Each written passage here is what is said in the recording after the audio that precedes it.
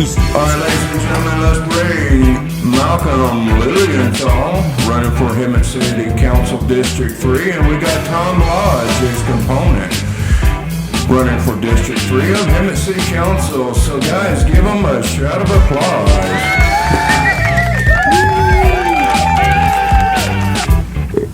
All right, what's up, Malcolm? How are you today? Excellent, sir. Don't call me sir, I work for a living. But anyway, Tom, welcome to back to the forum again. We had to redo your interviews, so I want to say thank you for coming and giving us a second go around on letting you guys get your word out on why should we vote for you for City Council District 3 of Hemet. And I want to go ahead and let you, Mr. Lodge, if you will, go ahead and tell us a little bit about yourself, what makes you feel that you qualify, and why should people vote for you for District 3 of Hemet City Council? Well, I moved to Hemet in 1988, and I have watched the city go steadily downhill. It needs to be cleaned up. The streets are filthy. The issues have to be done. Them okay. We need to not only clean up our streets, but we need to address the homeless problem that we have that is steadily increasing. We have to get the warehouse situation that's going on right now under control. We need to get people back involved into the city itself, instead of having them complain about decisions being made without them having any say-so.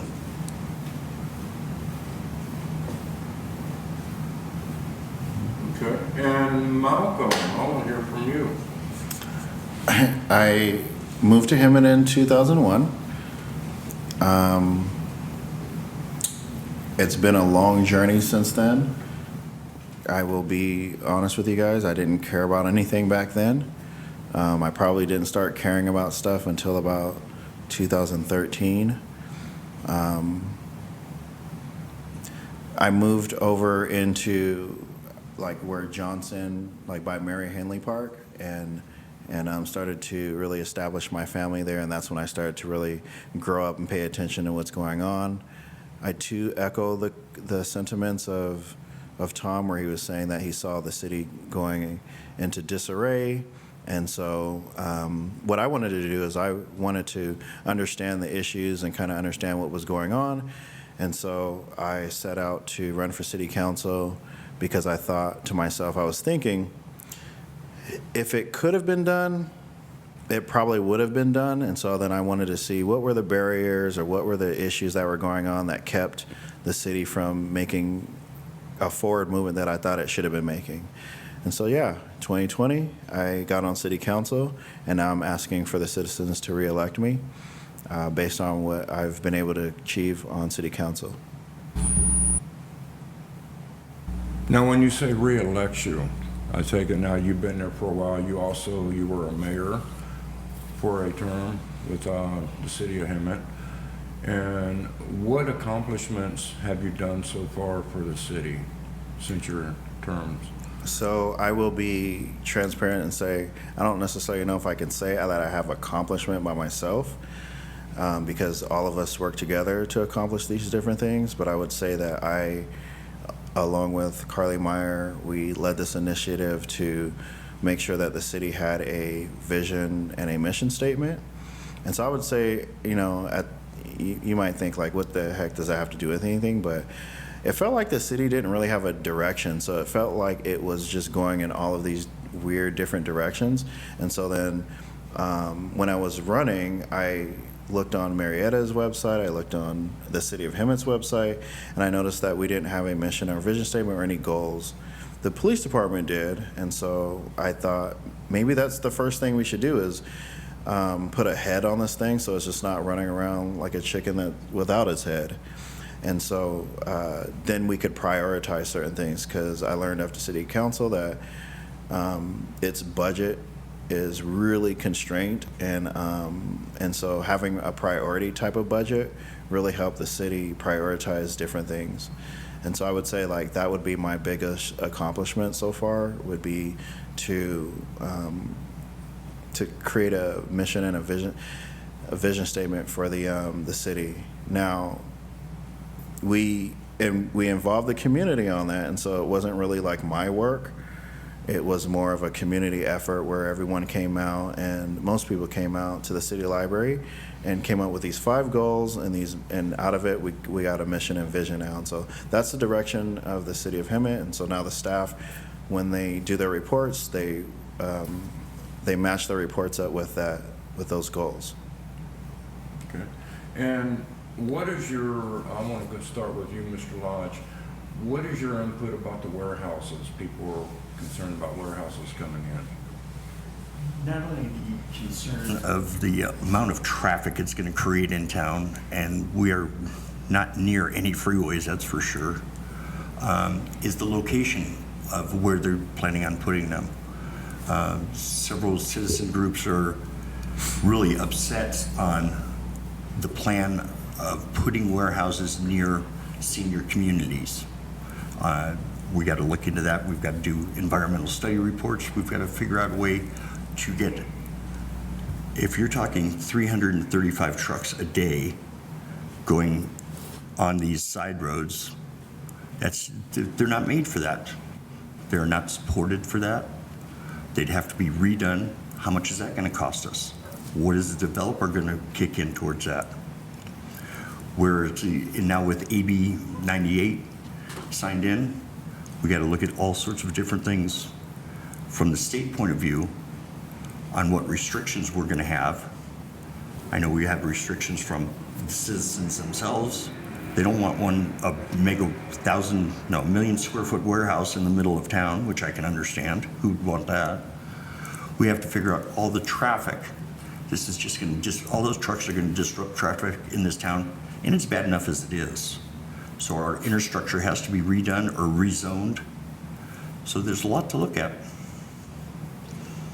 Malcolm, what is your intake on it? I personally, so I can't comment on my position on the warehouses because they have to go to a public hearing first.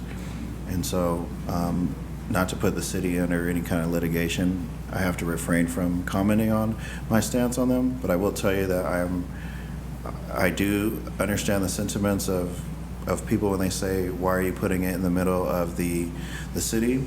And I just want to let everybody know that it's not that we're putting it in the middle of the city, that area was zoned for this. And so I don't think that we did a good job at planning out the city, for example, if we zoned right next to residential and industrial area. And so I'll take the fault for the entire city council when it comes to that, because it should have been something I looked at as far as the build out plan, because putting something next to a senior place like that is not necessarily fair. And so from what I understand, this is the second time we are going to do this to the Hemet West. They said they weren't going to get the dealership next to them, and then they got the dealership next to them, and then now we're doing it again. But these areas are specifically zoned for these types of uses, and so it's not like the city council is choosing areas.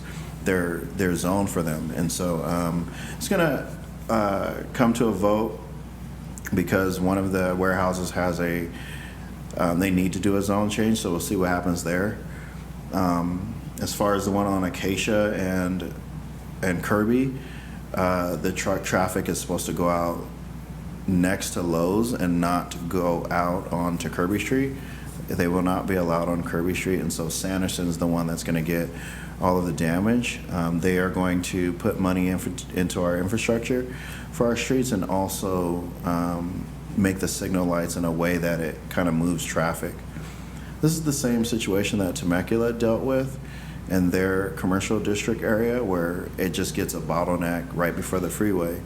And so I'll just let everybody know that, we have 5 warehouses coming in. Not all of them are entitled, so we'll see what happens. I know 2 of them are entitled at minimum, but that's it. We don't have any room for any more, so there can't even be any more. Even if these 5 get in, that's it. there's no more land to put them at. And we think about all the land out on the outskirts, but that land is, we can't do anything because either there's fairy shrimp or there's some type of animal living on the land that we can't build out, on the outskirts when people are staying on the outskirts. So I too don't, but the one on Acacia and Kirby, I think, did a really good job with the residents off of like right next to Mary Henley, because they were talking with those residents. Those residents were coming to city council and voicing their opinion, and then they made some agreements, and so those people that'll be right behind them, they had really good conversations, and so that's why I was kind of comfortable with it going in there, because I can't tell you how many town hall meetings that we've had. We had people from Del Sol, the Solera area off Mustang.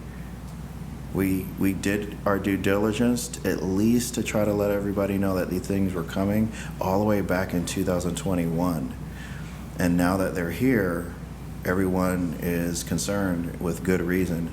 And so maybe a moratorium just to show face that no others can come is what you might see come across the dais. But for right now, all I can tell you is we have these 5 coming, but there's no more that can come because we don't have the room. Okay. Stacy? So question for you. Do these warehouses generate revenue for the city? Do they employ Hemet citizens for employment? And knowing what you know now, would you do things different moving forward? I know that's a lot of questions, sorry. Me first? Yes. So, of course, I would do something different. First of all, looking out at our complete build-out plan, I would, even right now, I'm looking at it, and that's how I know that we can't even put anymore, because I can't remember your questions.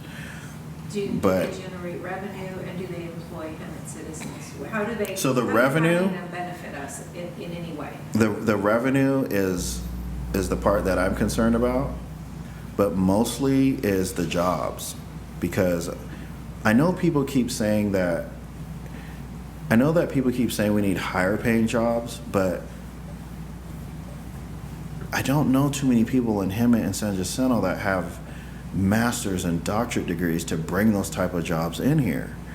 And so if I brought the higher paying jobs where you had to have a bachelor's, master's, or doctorate degree, who in Hemet is going to get that type of education? We keep talking about trade schools and stuff here and pathway programs.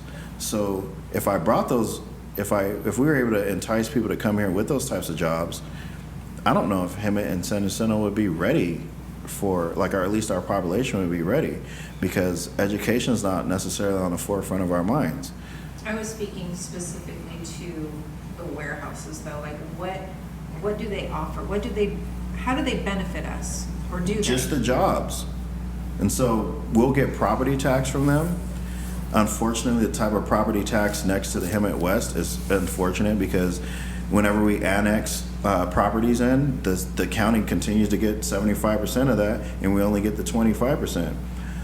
So that's a loss, but the jobs is what was focused on, because when I ran in 2020, all I kept hearing was, bring some jobs here. Bring jobs here, bring more jobs here. And so this one on Acacia and Kirby is going to be able to provide 600, and they're going to hire Hemetonians first.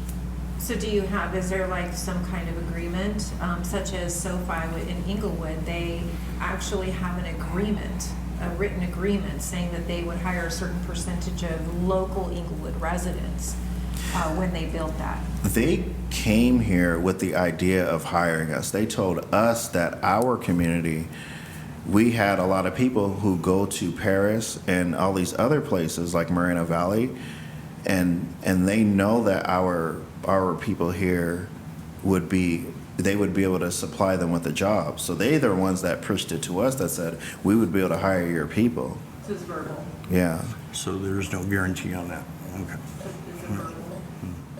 Okay, thank you, appreciate that. I'd like to go ahead and get kind of into a couple of hard-hitting subjects and tackle the tough ones first. The warehouse because- one is tough. It is, but these other two subjects affect every other question that we could possibly ask you. Everything that comes after this is affected by these first two questions, and I'm sure you're aware of probably already what they are. The first one we'll start with and I'll start with you, Mr. Lodge, is the homelessness here in town. We see many, many new faces. We see a different kind of homeless now. And we are now seeing many more panhandlers on the medians. We see them lined up and down the streets. From my experience in the past, I know that we see way more now than we ever did before.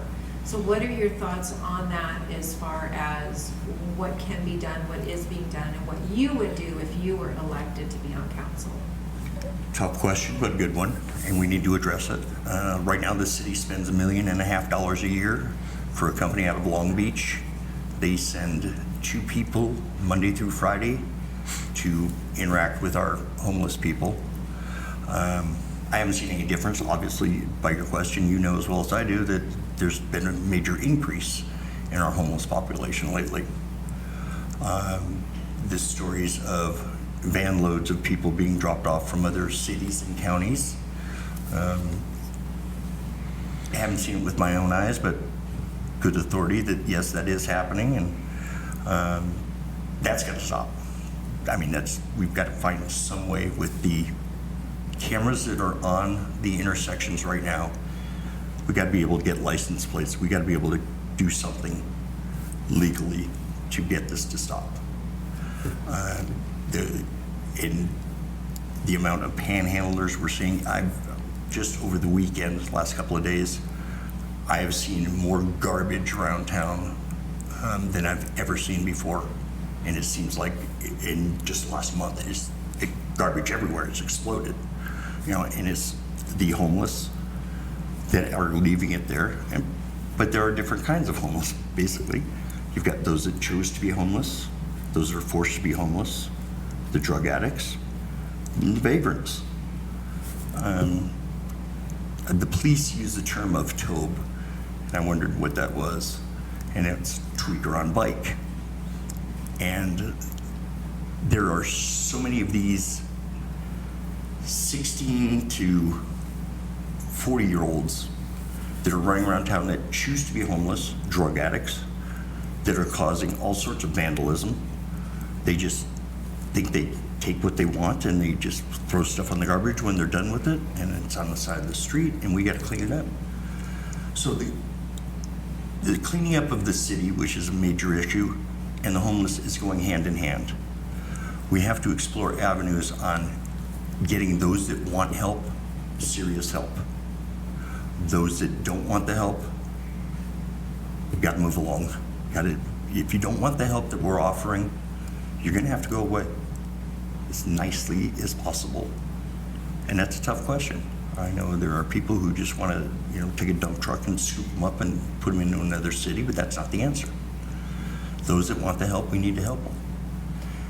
So I appreciate your answer. However, I'm still left questioning how. Like, what would you propose? How would you go about it? We know we have to help the ones that want help. We know we have to do something about it, but I didn't really. And if you don't have an answer, because it's a difficult one. I don't have a direct answer. I have several ideas. There is a city that has 2 officers that go around town with a social worker and a city worker with a truck. And they have interactions with their homeless every day. Those that want help, social worker is there to give them programs to get them enrolled into things. Those that don't want the help, the officers cite them, which we know that they're not going to show up in court. We know that's a waste of time. Arresting them is a waste of jail space. You're out in 6 hours. Creates more time that the officer could be on the street. These 2 officers are dedicated just to helping the homeless. The city worker is following right behind them and picking up the trash. We need something like that to start with. Well, I know, and I'll ask you the same question, Mr. Lilienthal, on that. I know we do have police officers who now do have social workers, specifically that is what their job is to work with these social workers do you want to expound on that? And I know there are 4 officers I know of right now that are assigned to work just with the homeless population. It's called the ROCKS team, which I got a video that we just did of them yesterday that we'll be releasing. And they basically do like you were saying. Yeah, they do have Awesome. social workers assigned to them that are. Yeah, there are county psychologists that go along with the police officers. I don't know how to fix it. I mean, we see this influx of a bunch of people, but like, I'm wondering if anybody's thinking about inflation, thinking about how people are one paycheck away from being homeless, and then you have these people who are, like how you said, they choose to be out there. We can't necessarily just move them along because we don't have any beds to put them in. And so, according to the Supreme Court, we can't tell people to move along if we don't have no place to put them. And so that's why we gave so much money to, it's not even we gave so much money to CityNet, it's to program these hotels that we're trying to, have these bed spaces to, but that's all, that limits who you can tell to move along. My answer is, if I can get people to work together, I think we could not completely solve it, but at least put a dent in these huge numbers. Because if I get all of the nonprofits and kind of line them up, and the ones who want to get off the street, and do a coalition between all of them so that they're the only ones getting funding, that we can take someone from homelessness to a house if we just kind of line up the programs. The issue is one of the issues, we don't really have any place for them to go. So if we did put them in a program, we're doing like Tom says and dropping them off in another city. Because if I give them to Riverside program, I just dropped my people off in Riverside. Well, maybe you're actually giving them back to Riverside. Exactly. Yeah. Palm Springs, all of these places have these programs where they can make their way. It's lining them up. We need to get people to stop trying to be the hero and just line them up and move people through these programs seamlessly. That would be because that's what they did in Texas. Now, with these homeless that you say that you put in motels through the CityNet, now, is these homeless that has drug addiction issues? Because No. putting them in a motel without any rehab is just enable them to do what they want to do. So most of the time they are literally families from Hemet Unified. That's what I want. They get in there, they're in there for about 90 days until they find a job, and then CityNet is very good at getting them placement. They have really good connections. It's just that one of my guys on CityNet hadn't been on for about a year. And so I want to see, now that he's back on, do we see a change in the numbers again? And then that would tell me that it may just be him, that's really driving this. But at the same time, we just did an ordinance for, if you're caught dropping anybody off here, you're going to be fined. And and then we changed the link because we were saying like law enforcement and stuff like that. If you're anybody dropping off anybody here, you're gonna get fined if you're caught. Good. And my other thing is, we need to take a good look at the hotel vouchers themselves. My understanding is that last month, San Jacinto had 6 hotel vouchers, and we had 147. That is just ridiculous and unacceptable. The city of Hemet has been a dumping ground for the county for a long time, and that's got to stop. I mean, that's one of the things ruffle some feathers. I personally don't care, you know. It's going to happen one way or another, and I prefer to be part of the progress to get things in order instead of the same old solutions that we've been doing, because they don't work. Yeah. I don't know how you're going to convince a private owner to not take a voucher. But you can convince who you're going to give the vouchers to. Yeah, and you can convince the county not to give them out for our hotels. There are ways around it. There's got to be. We would have done it. Well, things that should Because have it's been not done. even like the county saying go to hemet. It's But they're here giving- you can choose where they're not allowed to discriminate or tell them where they can and can't go. It's here's this voucher, you know, and so if they choose to come to hemet or if they choose to go to San Jacinto or Riverside, that's where they go. Then we're going to have to just make it uncomfortable, you know, for them to be a unproductive member of society in hemet. Yeah. You have to be. But the issue is it's not these guys on the bikes that's getting the vouchers. Well, and it's not these just families. It's not just families either. A lot of these vouchers go to single individuals, whether they Women. be male or female, with or without children. But the guys mostly can't qualify the help. And why is that? We don't take care of our men. Do you think we should? No. So my question is this regarding the vouchers, and I do have some answers, but I'm going to just keep those to myself. But with the vouchers, which is different than CityNet, because CityNet, when you get into a hotel, it comes with an agreement. Yeah. Right. An agreement for services, for wraparound services. There's a plan in place, and they have to follow that plan in order to stay in that room. Yes. So I do believe that is a good thing. But with the voucher, there is nothing that comes along with that. It is just a straight voucher. Do you think that they may be using those vouchers in hand because there's a certain dollar value put on that voucher, and other hotels such as in Temecula, Murrieta, that the price of those hotels exceed the voucher value, perhaps, that hotels here are willing to take them at a lower value? That's why you see this measure on the thing to increase the tax, to kind of deter that, I mean. Because that could be why the vouchers come here, because our hotels are more affordable, perhaps, than other cities. So other cities say no to the voucher because it doesn't, their price exceeds the voucher value. I'm just throwing that out there as a potential why they choose here, because we are more affordable for everything. Well, And maybe you could reach out to Temecula. we'll have to look into that one, because I think you're probably right.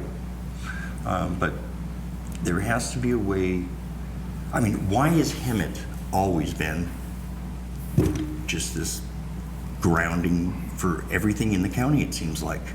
Magnet. Yeah, and it's because We got that We are not- DPSS office. well, yeah, We have- hemet has a social security office. So- Temecula and Murrieta do not have this problem, you know, to the extent that we do. So we have to deal with that. It's, you know, 100-year lease or whatever it is. It's going to be here forever. So understanding that there is a major problem out there, but there's different answers for individuals. Going back to those that want to be homeless and those that circumstances unfortunately made them homeless. Not every homeless person is worthless. Not every person should be looked down upon. Circumstances happen. It could happen to me, it could happen to anybody. Knowing what little I know so far, and I'm just like every other citizen in town, I can't figure out the whys and why nots yet. So all of my questions when I'm elected, it would be to everybody, why?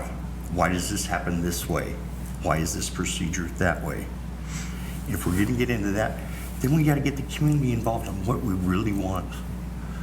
You know, I know that's a very long subject. We could really talk in depth about for hours, because there's so many things that we could talk about, such as different ideas for panhandling to kind of slow that down, as well as we are a huge service provider in this city, and so such as the big banner on Florida Avenue with the big fair that they're having for the homeless to give them more services, which I don't see in any other city, such as Marietta, Temecula and stuff. So, Why are we doing that? but we We're could go doing on that. with that subject for forever. So we will move to the next subject. All right. What about the crime? I know the crime is pretty bad in here. And what would you do to help with the crime issue here in our town? Me? Yes. Or, oh. We gotta get boots on the ground. We're promised boots on the ground. We've got the money. We've got to extend our recruiting for our police force. We have to be more aggressive in, I know it costs a lot of money and takes 2 years to train an officer from beginning to end. We have this money set aside. We have to start using it, but not just throwing it away. We have an incentive program of $60,000, $10,000 your first year. At the end of 5 years, you get your other $50,000. It's a nice incentive program, even though I know it's not for every officer that we hire. My understanding is that we have hired 40 officers in the last several years. Those are just replacing officers that have left or retired for whatever reasons. We're budgeted for 92, I believe, and we have 72 officers. We were promised 40, so we need another 20 beyond that 92. We have to get aggressive in our recruiting. We can't just be local and state. We have to go out of state. We have to go across the country if we have to. But it is not just an email saying, please come join our force, this is what we have to offer. In the state, I think we should actually send people to the schools, to the academies, and get them face-to-face. Face-to-face meetings are a lot more productive than an email would ever be. It's gonna cost a little bit of money, but we need boots on the ground. We need a lot of them. And the officers we do have, they're overworked, underappreciated, but they need support too. So they need the boots on the ground. That's the only way we're gonna change anything. And how could you change anything by getting more boots on the ground?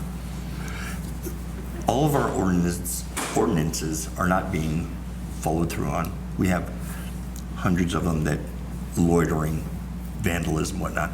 The officers we have now don't have time for this theoretical little stuff. What is there? There's a high-speed chase every 3 days now. That's what my understanding was. And there is so much of the vandalism, breaking and entering, robbery, car thefts, increase in murders going on now. Some people tie that into the homeless problem also. I know a lot of the petty crimes, the officers want to respond, but you've got the theft protection officer that is in the store, let's say Marshall's, and his hands are tied. He can only do so much. So that's almost, a joke nowadays. The officers we have on the city beat are so busy that they need the help so they can do their job properly and enforce all of the laws. And we can only do that with more staff. And that's not raising somebody from the streets to a desk job. We need less people doing the commands and more people on the streets. So that's what the whole Measure H and Measure U was for. So let's do it wisely. Let's not just throw money out there, but let's recruit wisely. I don't know how you can do it any wiser. Well, Malcolm, let's throw that question back at you then with Measure U coming into effect. And then you can elaborate on what you were just saying. Yeah. I mean, we're at net zero. So, I mean, I know there's a lot of turnover that has to do with that. It's not that we're not getting police officers, it's just there's a turnover. So what are your thoughts moving forward if you're reelected to really push for that?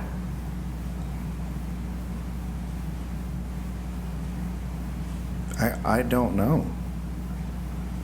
I don't know. We're losing too much accountability. I mean, what we did on Tuesday was we're supposed to be sending the city's position on Prop 36, right? At least we can get some movement on that. They know that it's polling at about 70%. So they'll just reverse all of the Prop 47 and all those other things.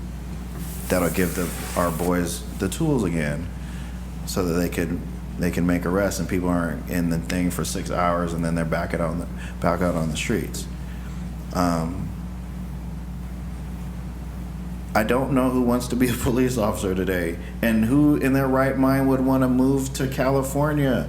As expensive as we are, why would somebody from Michigan or Florida? I think it's a great idea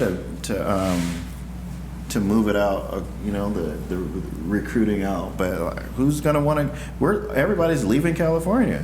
Why would anybody want to come to California to be an officer? So the only thing I can do is make the incentives more better. So down payment assistance maybe for laterals or something like that, so that they can maybe purchase a house out here, and maybe entice them to come move and relocate out here, pay for the relocation. But we are, from what I understand, word on the street is we are like the last place you want to pick if you're going to be a police officer. And so our boys are busy. You're gonna, I mean, if you ever do a ride along with them, it's call to call. And I don't even remember going to lunch with one of the officers, a lunch break. But if I could wave a magic wand, 30 officers tonight, 100. Over 92, we can't afford it. And how many do we have right now? 72. We're budgeted for, and we're playing on thin ice with this budget, using these savings from the vacancies to keep this, to keep this thing going. Especially giving them these raises they just got, and so to go beyond 92, that's another $3 million that we don't have.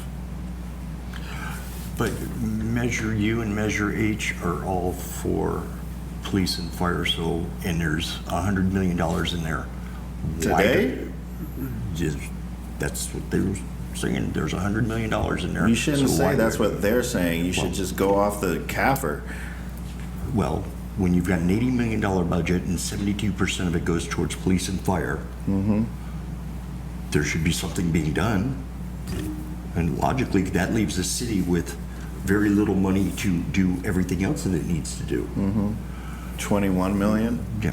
So that's, just some things are getting to the point where they're just beyond reasonable. Yeah. I completely get what you're saying. But if you win and you get in there, you're going to see it firsthand, and it's going to break your heart. No, it won't. Because you'll get as frustrated as I am right now. I wish we had the boots on the ground. I wish we could recruit faster, To make this city more attractive to officers and well-established businesses, we have to clean it up. That's first and foremost. And groups have been going out there and doing that, and then they lose the fire. Okay. We have to get a grassroots movement going. And there are plenty of people in this town that are from the grassroots era, shall we say. They know what it's all about. It's going to take a lot of volunteer work and a lot of volunteer hours. Yeah. But I will not be stepping aside just because somebody loses the fire. I've got pickers and I got trash bags. Yeah, And I've got, and I'm out there picking up trash and doing all kinds of stuff all the time by myself. Yeah. And I line the things up, the city comes and picks them up. And then we have our, the days, the quarterlies, where the library, then CR&R comes down there. Okay. And we do all this trash pickup. We have the groups that you see, the purple shirts, I Love Hemet. We've been trying to do stuff where people adopt a street. Now we've got partnership with WRCOG that the people who adopt a street can even get the resources, the pickers. They don't have to pay for the stuff no more. That's been going. People have been adopting streets and cleaning up the wherever they walk at. Mm-hmm. But that whole, I get what you're saying. It's just frustrated. It's frustrating being on this end and seeing all of this bureaucracy that you can't, it's almost like you got to go out there and do it yourself. I can't wait for the government to do it. I have to go out there and do it myself. Well, that's what I'm going to have to do. And that's all I do is just do it myself. If I see graffiti, I go and paint over it.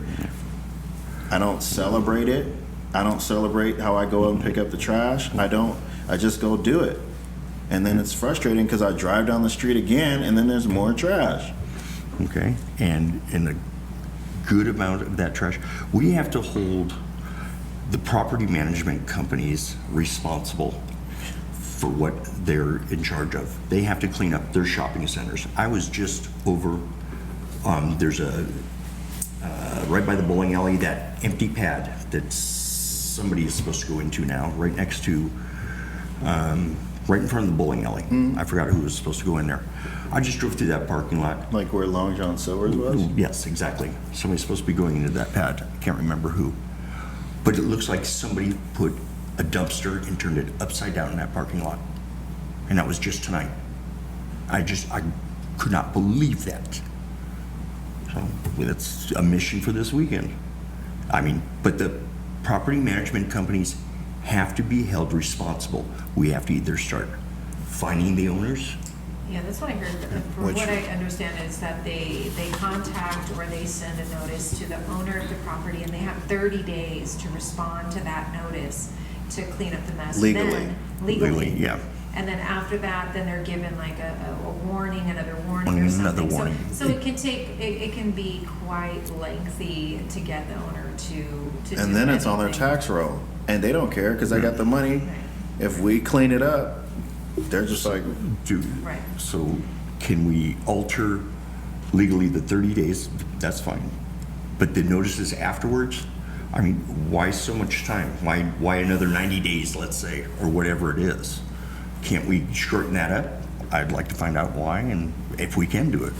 I Let's think do it. it sounds to me like maybe part of your frustration, Malcolm, Yeah. is that you go in with ideas, and then when you get in there, you realize that there are a lot of laws and legalities and red tape that cause you to not be able to do the things that you actually wanted to do because they tie your hands. I do have a question, though, kind of getting back to what you had said, Malcolm, about being able to pay the officers and the money aspect of our safety. 55 safety personnel, and I don't know whether they're officers, firefighters, police officers, or what have you. 55 currently make more than $250,000 a year. That's not including their pensions and medical compensation and things of that nature. 33 make more than $300,000 a year. When the average per capita income in Hemet is $25,000 and the median household income in Hemet is $50,000. Is that in order to be competitive? Do you think that helps us or hinders us? What is your take on that? well, when you compare them to other jurisdictions, we're eighth. Okay. We're not even, we gave as much as we could as an increase. And there's these compaction salaries where, your supervisor has to be so far from you. So then it triggers their supervisor and their supervisor and their supervisor. So it's not like the people at the top are asking for raises. If we give raises at the bottom, then it automatically triggers all the way up to the city manager. I know that And it's happened all in their before agreements. the city But we manager. still don't even pay as much as Marietta, Temecula. You know? So we can be like, why are we paying them so much? But we're paying them a lot and we're still not up there with the rest of them. To tie into what you were saying, there's also 17% unemployment in this town too. Yeah. So, and I now understand that if you give the lower gentlemen, the higher ones get the raise too.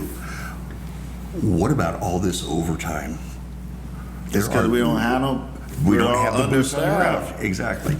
And- So we've got to get the people here to eliminate these $200,000 overtime bills a year.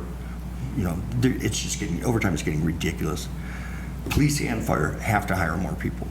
We have, and it's tough. I know that. Nobody wants to do the job. That's why we have to expand our recruiting. There is no police force in California that is not short right now. And you saying everybody wants to move out of California? Clean up the town, let's make it attractive. And how can we do that? So that was gonna be Clean one of up the next questions, is when you drive down Florida, not only do we see transients everywhere, but you see Trash. buildings with no roofs, you see buildings with boarded up windows, you see old decrepit buildings, you see trash everywhere. Mr. Lodge, what would you do if you were elected to make a dent in that?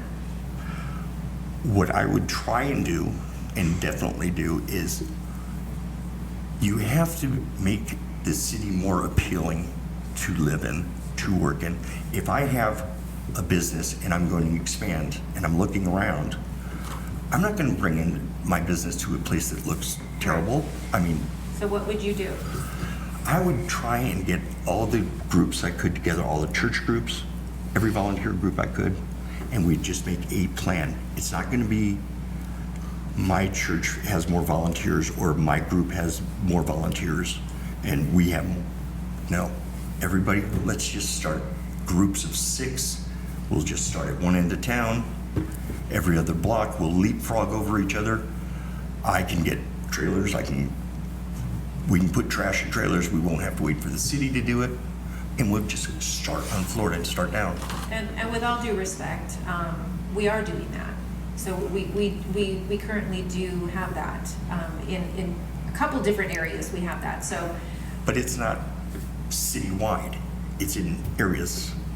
These groups are taking these areas and beautifying them. that is one, yes. That is one thing where you can take an area and you're responsible for it. But I do know that there are other cleanup methods that have been used as well that deal with communities, that deal with churches, that deal with stuff like that, that would go out and clean. But it doesn't seem, it seems to be that we are cleaning up as they make more messes, and then we clean up, and then it's kind of like cleaning up after a 2-year-old. It's not resolving the issue, it's just masking it constantly and cleaning up after people. So what could we do to get to the root of the problem so that we're not constantly having to clean up after people? And I'm also talking about boarded up buildings, graffiti on buildings, buildings with no roofs, owners who are not taking care of their properties, not just trash, but actual physical problems with their buildings. What would you do about that? Well, we have to enact ordinances to not only keep the property managers in line and the property companies, but the owners responsible. You cannot have a derelict building and this notice, and then you get 30 days, and then another notice, and another notice. We have to enact different ordinances to be tougher on everybody. You've got a derelict building. Absentee owners have bothered me for a long time, especially in the residential areas in town, because they just don't care, and they don't care. You know, if we could arrest them and make them live in one of their places for 6 months, I guarantee you they'd be cleaned up. But that's not going to happen. And the reality of it is, we have to look for legal ways to make it hurt, not just on the tax rolls, but fines. You have to have a certain standard of your building And it doesn't matter who you know on City Hall or whatever. There has to be, you got to hit them where it hurts, and it's going to be the money. It's got to be the pocketbook. You can send all the notices you want, but until you hit them where they're making their money, they're not going to do anything. And you have to make it so uncomfortable for them that they have to clean it up. Otherwise, they're losing their money and they can't sell the building, so they have to. And it's a tough one, and code enforcement has to be given a freer hand in this one. They can't be controlled by anybody else. I think, they should be an entity unto themselves. Them and planning should be together, and they should actually work together with the goal of keeping the city up, getting it back up, because it is deteriorated in the last 10 years so badly that, I got relatives that won't even come here, and they love me. So it's bad, and we got to clean it up. And it's going to have to take a very aggressive form of initiatives to get it done. Mr. Lillian? We have deployed a facade improvement program that will encourage, because if you look on the west, they cleaned up their parking lot where there's Raising Cane's, and it completely changed the atmosphere of that area. And so now we're trying to deploy that in other, like you think Stetson and State, those adjacent parking lots, or and then the downtown area. We have these incentives where we're kind of subsidizing some of this work, so that when they do make the changes and upgrades on their properties, that they don't end up raising the rent on their tenants. Because then what we find is when we hold these people to the fire like that, then the tenants can't afford to be there anymore, because the owner borrowed money or whatever and passed it, all that cost down to the tenant. And so to help support the small businesses that are in there so they don't get their rents raised, we're trying to encourage through this facade improvement program, these property owners to take a subsidy and improve their properties like that. So that's pretty much driving that. We just have to wait for, like, for example, we send money. We didn't send money. We allocated money for these trash enclosures so that people's trash enclosures aren't out in the open, and then they're guarded, and then they would be covered so that the people can't just get in and out and take the trash out. But we found, so we were thinking like what, 5, 6, 7,000 to do it. Why are these trash enclosures costing a minimum of 40 grand? And when you go out for RFP, this is what the market is telling us. So, and the way, because it's a government agency, they have to pay these prevailing wages, they have to pay these, it's like, if we get involved in it at all, then it's like the cost is like, how do I subsidize these people, and then they can use regular contractors to do the work, so it doesn't cost 40 grand for a trash enclosure. And so we kind of, we're going to see what's up with that, but more focused on the facade stuff, so that some of these areas could be revamped, like over on the west end. Okay. Eddie? I'm just here for the comments. For the coffee. Let's talk about the roadways, road work in our city. What is your plan and what thoughts on all the construction on the roads? I know, like we spoke before, I want to get your answer again. Some people are asking, why is the dealership getting road work done before some of the city roads? Yeah. I'll start with you, Malcolm. Unpopular opinion. They bring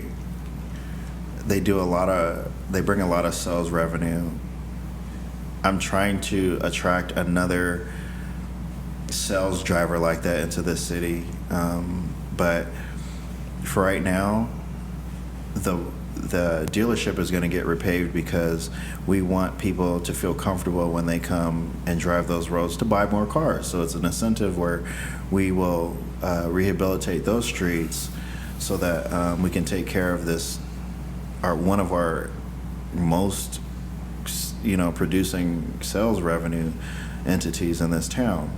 And so, but that's like, the roads are as old as like Wentworth. So we have this computer software where this that's attached to a machine that goes around the city, and it kind of does this thing where it sees which streets are the worst and grades all of the streets. So then all of that data gets put into the computer, and then the computer kind of decides objectively which street should be worked on first. And so the dealership would kind of fall a little bit more down, right? But then it also takes into account, how can we stretch the $1 million? So then it raises it back up to the top. So I could justify by saying, yeah, it's the sales driver, right? But it's also a computer software that's saying this one needs to be taken care of first. And then, so that's the order of things. It's not like some human is in there like, oh, we're going to do this one first. There's like strategicness behind it. So it's a lot of AI generated, right? I wouldn't say AI, but it is very objective as far as the computer is concerned. So, like for example, Palm Street, a couple of grants in there. Palm from Florida to Whittier got remade. Got some striping on the raggediest parts of Palm down more closer to Esplanade, because in the contract it was, we're going to repay from Florida to Whittier, and then later on you'll start to see after Stetson all of that get repaved. But for right now it was just from Florida to Whittier, and then it got its low bike lanes, and then they also painted over the down the rest of the Palm. So it looks like, why did they paint over like the raggedy part?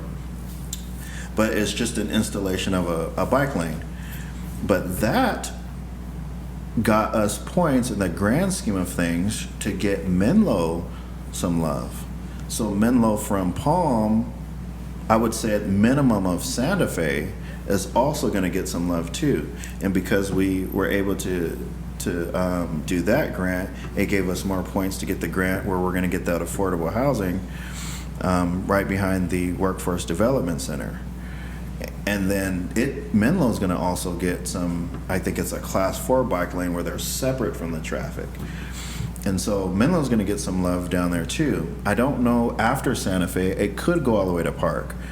But it just depends on, like, for example, North Kirby from Florida to Esplanade is supposed to get repaved.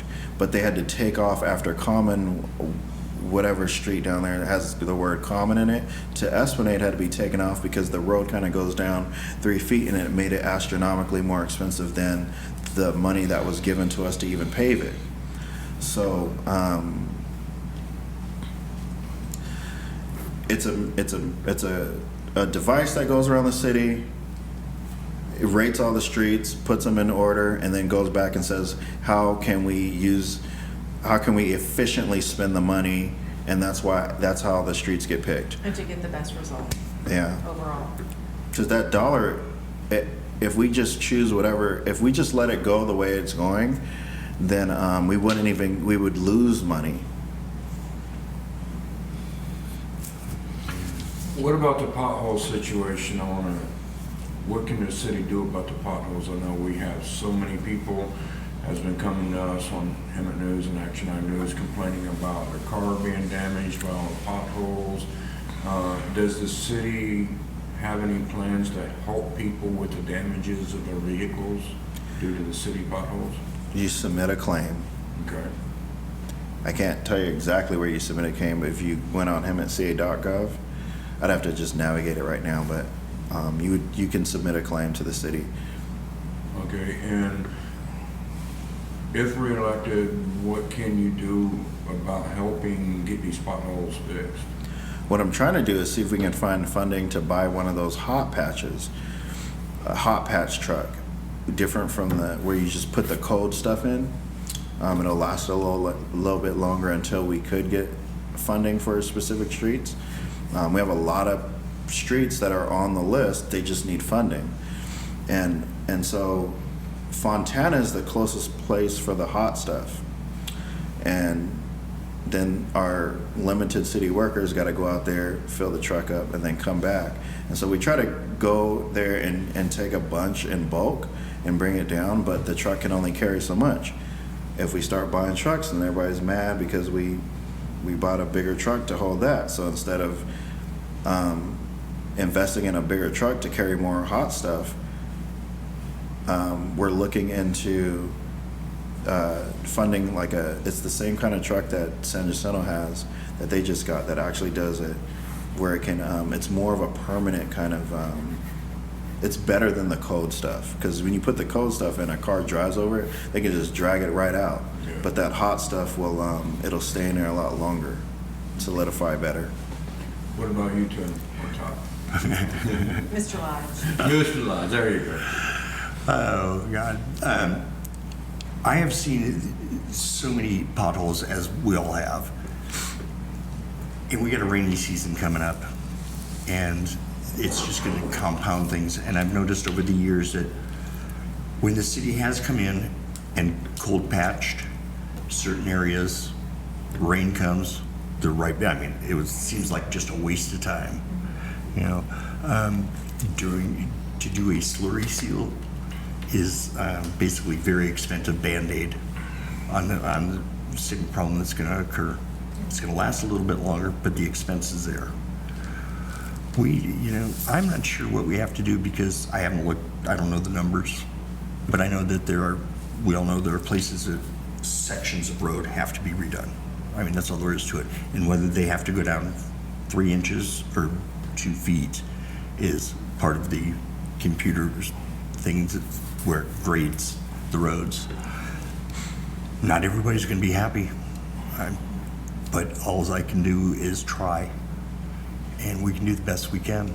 I'm not going to blow sunshine up anybody's skirt. Just the reality of it is that this is a tough situation, and we need some really tough decisions. And that's straight across the board on everything, including the potholes. Those that have damaged cars, I'm sorry. Like Submit your Malcolm said, claim. submit your claim. A good idea with that is slow down. That's part of the problem. You just Keeping in mind too that Florida is not city. right, A except for lot of that people one are section. very disgruntled about Florida Avenue and the work that's being done there, even though in the long run it's going to be great. Yeah. The way that they've done it has not been exactly the easiest to travel on, unless you have a Jeep or you have something that, Floats over bumps. does well.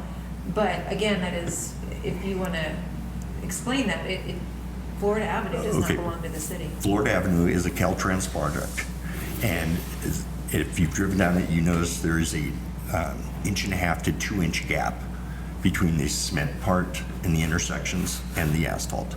They're redoing all of that. They graded it all down. They repacked it all, and it's going to be very smooth when they're done. But it's a night project for the most part. It's going to take a little bit. I think I was told it's going to be another 60 days until it's done. But the effect is going to be much, much better. Between Santa Fe and Gilbert is owned by the city. All the downtown area is owned by the city. So that's their responsibility there. I don't know if there's any plans in the works for that. On Florida? Yeah, in Florida. I don't know if there is. I don't think there is. Between Santa Fe and what? Gilbert. That's the city-owned property. It's, Caltrans doesn't own that. So, and with the rainy, like I said, with the rainy season coming up, we're going to have extra crews out there that are gonna have to take time from their other duties to patch these holes. There's no quick fix answer on these theoretical side streets off the main drag. But, you know, just, most of the damages to the cars that are being done, I've noticed, and then what I've been told, are just, you're going too fast, you know? Slow down, people, you know there's holes in these streets. You know, it's not like it's a big surprise, but we don't have the craters that we used to have. That's a good thing. We've seen some improvement in our roads, definitely. We have definitely seen some improvement. There's a lot of work that still needs to be done, but I do have to give kudos to the streets that have been done, because it has been an improvement down to Acacia. There's a lot of improvement there, so we're very happy for that, for Yes. sure. Definitely. Get ready for around Thanksgiving for Kirby to get some love from Florida all the way down.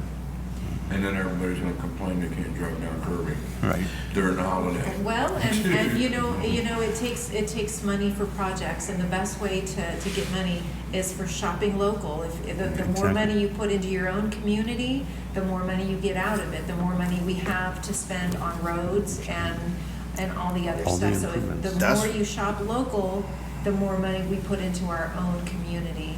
So Goes that's back just to- a little plug. Back to what I was saying, we clean it up, we get better businesses coming into town, that improves our sales tax.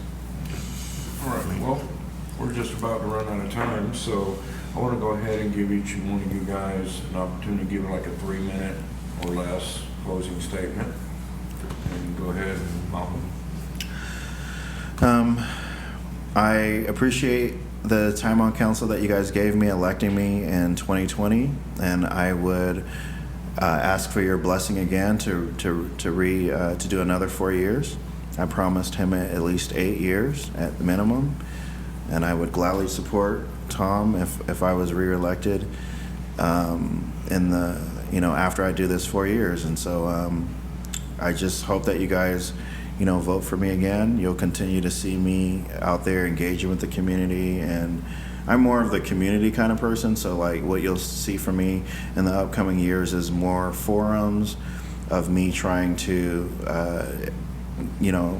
let everybody know what's going on, and just trying really hard to get the message out there, the good side of the city of Hemet. Also forums about just getting everybody together. I'm thinking citywide barbecue type of stuff, because I think that I don't know if Tom, you would agree with this, but I think that if everyone in the city got to know each other, I think it would be easier to hold each other a little bit more accountable. So it would be difficult to kind of throw my McDonald's trash out the window if I know a lot of people in the town and a lot of people know me. And so I think, and then at the same time, if we see it like that, there might be more security, where because we all know who belongs in what area, it'll be easy to pick out who doesn't belong here if we kind of get that close community set again. And so I'm going to do my darnest to kind of bring the community together over the next 4 years. And who knows, we might be able to see a lot of what he's talking about, where you have a lot more volunteers and things like that for city cleanups and stuff. Well, God, I just lost every thought I had. It's in your left pocket. Is it? Actually, that was a cramp. But if I am elected, the priorities of this city have to be, it seems like there's no transparency. Nobody trusts the city council. I do believe that we all can and will come together, not just in neighborhoods, but that will affect the whole city. And I lost my train of thought. I was going to say, I have never run for a public office before, so I am looking forward to being educated on the nuances of the ins and outs. If I am not elected, and Malcolm is, I will support him fully, but I will be the biggest pain in the side that this city has ever seen, because I will question everything. And that's what I plan on doing when I get in office. And I'm sorry. Some people are going to be think that I'm egotistical, overbearing, whatever. I'm just asking basic questions that everybody's going to want to know. It's simple, straightforward questions. Common sense. We've lost common sense, it seems like, in this era. And getting back to the basics is it's going forward, but staying in the basics is what I'd like to do. If we could possibly do that, which I'm sure we can, because we've got some great citizens. Great citizens. We really do. And there's a lot of untapped knowledge on just the basic things of life that is not being communicated to the younger generation. And, you know, at one time I thought, you know, God, what does this old fart have to teach me? I'm sorry. What does this old person have to teach me? They don't know anything, but now that I am that old person, guess what? You know, there are some things out there that we know. And I know that this town has the basic decency to improve itself within itself. So we have to come together. Come together. Miss Carolyn, introduce yourself. Hi, my name's Carol Kendrick. I have lived in Hemet since 1999. I have been working for local government since 1996. I have been working in the planning departments throughout 3 different jurisdictions, and I spent 13 years of my life working for the city of Hemet. I'm currently on city council. I was appointed 18 months ago by the city council to fill our belated Carly Myers seat, and I am running again. I am a Hemet resident. I am passionate about public service. When I left the city, I was on the city Infrastructure Commission as chairperson until I was appointed to city council. I am dedicated to providing service to the city, as I've demonstrated for almost 20 years now. Awesome. Norman? Yes, good evening and thank you for having us in this forum. My name is Norm Kairos. I am happily married to Vicki Kairos. We're celebrating 12 years of marriage. We have 3 children between each other, and we have 4 grandchildren. 2 of the grandchildren do live here in Hemet.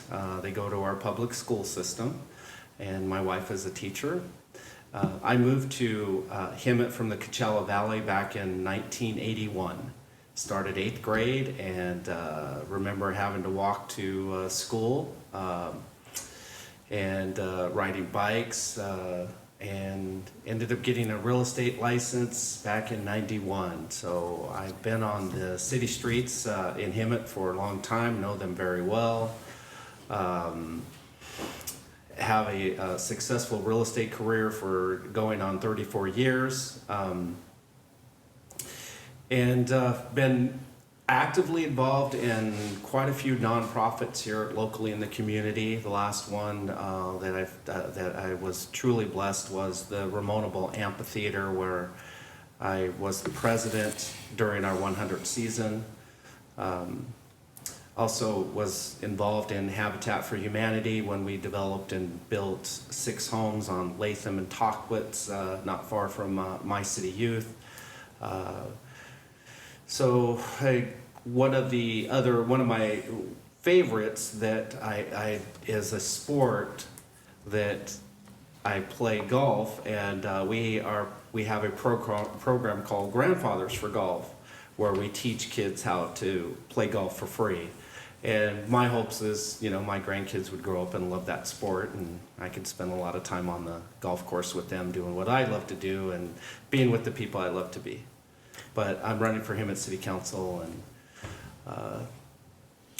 anyway. What made you want to decide, I'm going to run for this district, I want to run for City Council? What encouraged you to want to run for council? Well, it goes back almost 34 years ago when I started in real estate. Ran into a friend, became friends with a fellow realtor, watched her in the community, became a mayor at one point of Hemet. She was very active in the community, and I just looked at her as a leader in the community. She was the president of the Association of Realtors, and I looked at her and felt like this is somebody I could follow in her footsteps. I was the president of the local Association of Realtors nearly 25 years ago. And she approached me 4 years ago to run for city council. And I took on a tough challenger, Carly Meyer. And, we've gone to the same church together, and she is dearly missed in this community. But we also had a couple of other people run in that race as well. But as far as why I am at the table to run for council, I've just seen so many things going on in this country, in the state, that I have been encouraging people and trying to lead by an example, but encouraging people just get at the table, wherever it's at.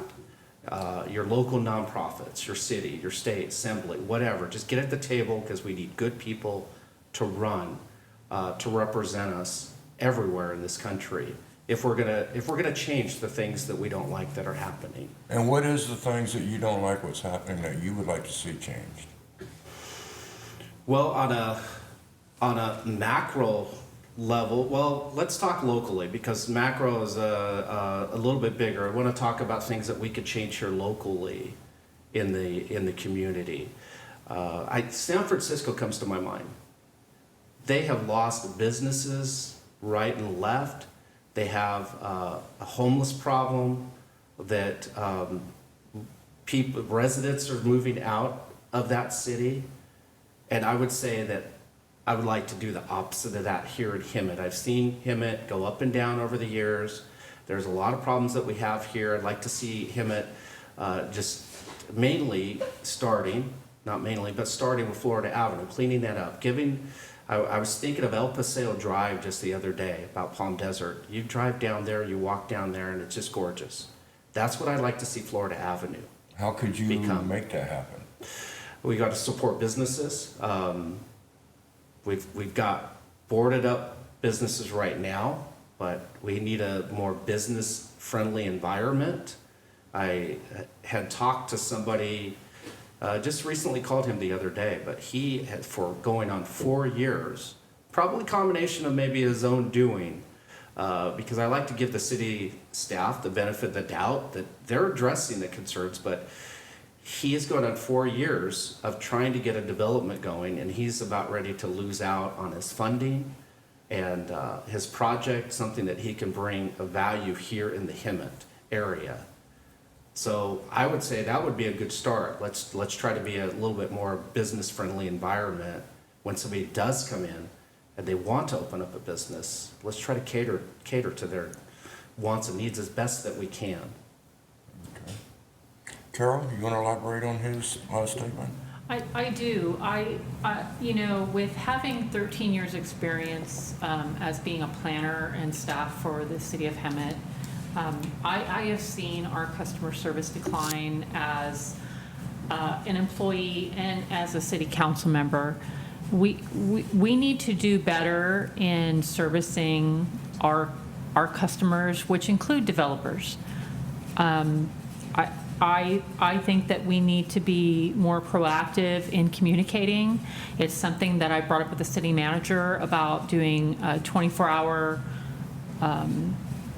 response time, even if you don't have an answer. It's letting people know, hey, I need more time to respond to this.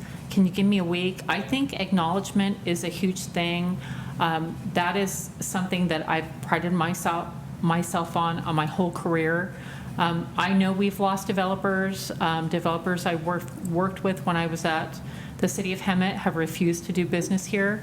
I'm trying to bring them back, but we do need a business-friendly climate, and I think one of the things that we can do to help promote business is we need to help clean up the city. We need to hold property owners accountable. We have so many commercial properties that are in distress along Florida Avenue, and there is nothing that's being done to address those issues. I know that the city is actively trying to address some of them. I know that we have now a code enforcement officer on the weekends. We have one that's dedicated to Florida Avenue.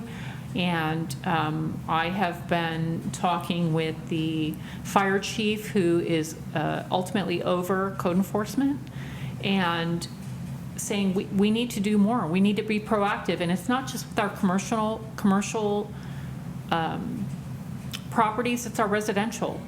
If we can clean up the city, we're going to be able to attract a lot more of commercial developers, industrial developers, residential developers, because when our city looks good and we can be proud of our city, people are going to want to come here. People will want to do business with us if we return calls, if we return emails, if we are staying on top of everyone about having pride and ownership in their properties.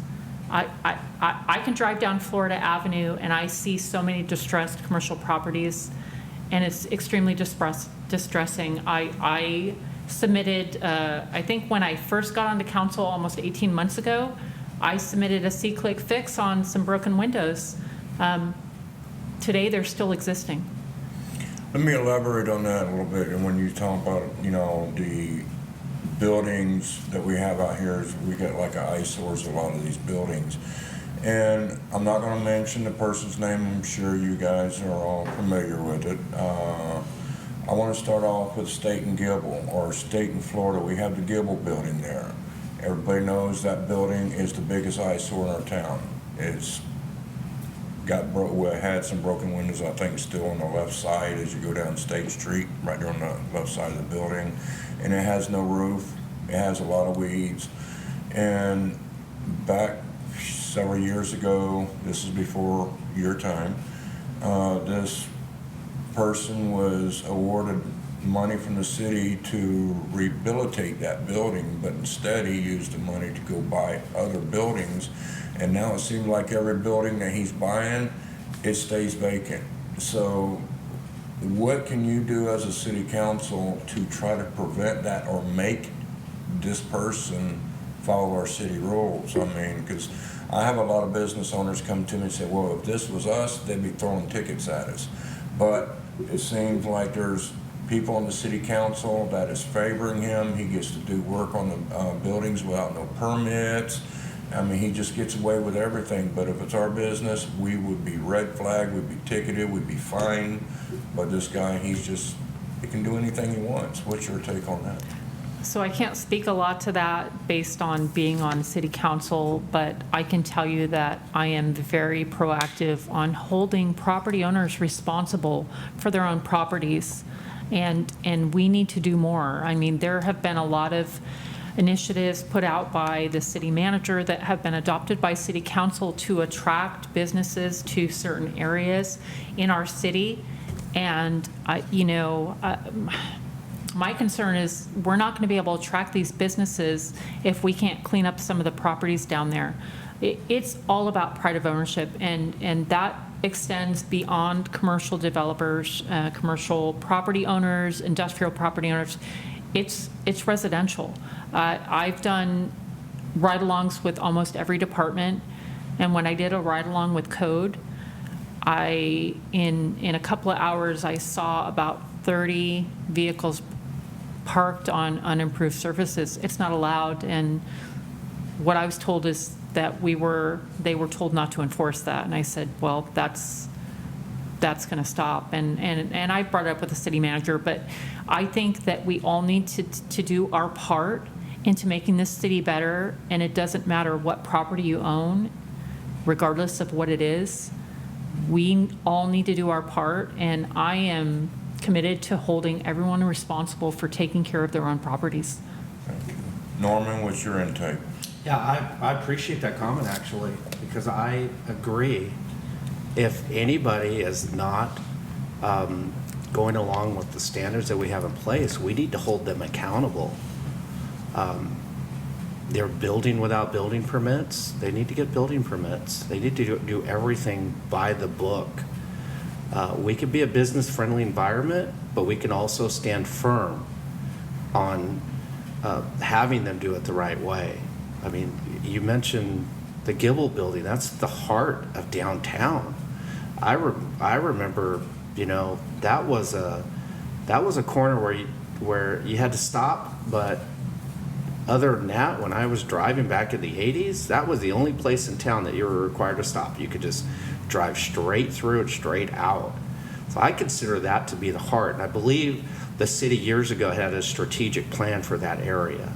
I like some of the things that are happening downtown, but the comments that you see on, you know, you read on Facebook or you talk with friends, it seems more negative than positive of what's happening down there. And we do have to change that. We have code enforcement, so they can take on that challenge. They should be out there. And I know the building you're referring of. I walked that building the other day. If a homeless person wanted to get in there, it wouldn't be too hard to push that little board through and walk through that broken window. Exactly. We have safety issues. You know, if somebody wants to try that, next thing you know, they're going to get cut, and who knows what could happen. Yeah, exactly. And that, the city getting sued, that is another issue that with insurance that we've got to figure out how to resolve that problem. But I couldn't agree more with, it doesn't just lie with commercial properties. I remember selling properties in San Bernardino County. I had an investor, he gave me a neighborhood. He said, anything in distress, I want to buy it. And there was a sense of urgency. He said, what the city's doing over there to these were multiple units. They were fourplexes. What the city of San Bernardino was doing is, if the property owner did not want to take care of their property, they'd go board it up. If they didn't want to fix their property up, the next thing you know, they were bulldozing those properties down. They were cleaning up their city. This was something I brought up at the Rocks Committee when I was on that, and I think that was back in 2011. I brought that to the council's attention as a member of that committee. But these are things we can do to hold our property owners accountable. We need to get this pride of ownership back. We can't just have buildings just sit there forever boarded up. Can't have a building with no roof on there. It's just going to deteriorate quicker and quicker and quicker. So we've got to figure out solutions. They don't want to bring it up to standards so we can have pride of ownership, especially in the heart of our valley, downtown state in Florida and anywhere in Florida. We need to be more proactive, engaging. A lot of them are struggling out there. So, you know, we have to be compassionate, but yet firm. Now, we hear a lot from our community, and one of our basic issues that we have in Hemet is our homeless situation. Yes, we do have a lot of homeless that they're out on their bad luck. It's not by choice. They wish they could get help, which we know we have CityNet. And then we have the other homeless that they want to be on the streets. They want to have their drug life. They want to be able to have their freedom to do what they want to do. They're a menace to our community. They're being dumped in our community. You know, people always saying, you know, the city council is being paid to have them dumped here. We know that's not true. We debunked that story before. But there's people sending all these homeless to our city as like we're the trash bin of Southern California. What can our city do to prevent this? What measures is our city taking? What measures would you take to prevent these people from being dumped in our city?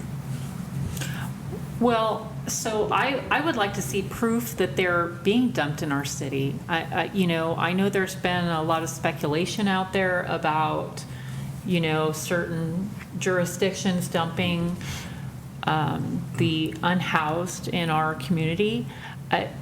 Before, you know, I respond to that, I would like to see proof that that's happening, because I really can't address that until I have some proof. But what we can do to help these folks is make it uncomfortable for them. I have, as I mentioned, I've done ride-alongs with almost every department. I've done quite a few with PD.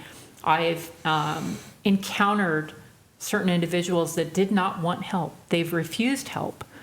They said they just want someplace to stay for the night until they can get their next score. I've heard this a couple times, and so we can't help them unless they want to help themselves. Exactly. And so we need to make it uncomfortable for them. How would you do that? Well, it's, with this grants pass thing is, where, this homeless camping ordinance is, it's, do we have to arrest them every time? Yes, it takes a lot of out of our resources, but what you're seeing with those types of individuals that don't want help and want to be on the street, that I think that's what it takes, is they're comfortable. There's nothing happening. And we had a meeting a couple weeks ago where we had several people speaking on the homeless issue, including the City of Palm Springs Police Department, that said approximately 90% of their homeless are on fentanyl and they don't want help. And so how do you combat that? Is you have to make it uncomfortable. So we as a city have to make it uncomfortable for those individuals, and the ones that want help, I heard that in one of the student of the months, one of the students was homeless, living in her car, but she was student of the month. And I have been on ride-alongs where CityNet has placed a family of 4 with 3 dogs into a 1-room motel room because they needed help. So I think it's fantastic if we can put those services out there to help people, but the ones that don't want help, we need to make it extremely uncomfortable for them. So you can't make them leave, but you can make it where they want to leave. Exactly. Got you. Norman? Yeah, I think making it uncomfortable for them, we're never going to solve the homeless problem 100%, but I think a mistake that the community, I believe, makes is they make it too comfortable for them. They provide these homeless bags and they provide this and that, and I think we have to educate our community because it's going to take everybody all-out effort to tackle this issue. And the panhandlers, we give them money. Obviously, they're going to come back and they're going to expect double the next day, and more and more and more. So we've got to let them know we can love these people, but we can't enable these people. We can go to them and provide them services, show them where they can go if they want to go back home, because I hear a lot of them are live across the country. It's like, let's figure out how to get them back to their family so their family can help them out. So there are things that we can do. CityNet, I hear a little bit of chatter. It's like, are they serving a purpose? Are we getting our best bang for a buck out of it? As far as I can tell, we are. But we definitely need to keep looking at that contract and hold them accountable. It was suggested maybe the whole San Jacinto Valley, with the resources that we're spending on that, maybe consider developing our own program here. But they are tapping into our resources, our first responders, our law enforcement, where it's taking that away from our average citizen who expects these services from us. So I don't think it's something we're going to handle overnight, but continue to work with CityNet to try to make contact with them. And that's part of it too, is we've got to identify them and keep after it. There are going to be a large segment that we're not going to be able to do anything with. So yes, let's make it uncomfortable for them if they do not want help. Okay. Stacy? Yeah, that's a difficult subject for sure. I see some of the things that the city's doing, and what is your feedback on, I know the medians was not something that the city chose, it was chosen for us by the county. But I see more and more panhandlers now on all of those medians, working those medians up and down. When I travel into Murrieta, Temecula, you don't see that. What are your thoughts on those medians and the increase of homeless panhandling on them?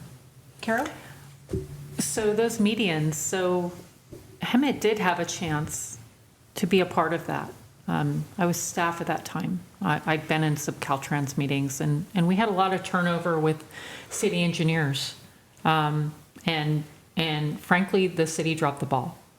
We had the opportunity to have landscape medians. We had the opportunity to discuss potential cuts in the medians to help service our businesses that are along Florida Avenue. There are several that are struggling because of those medians. They're safety medians that were put in by Caltrans, but I think the city failed on that part. We definitely could have done better at being responsive to Caltrans, and we missed the mark on that.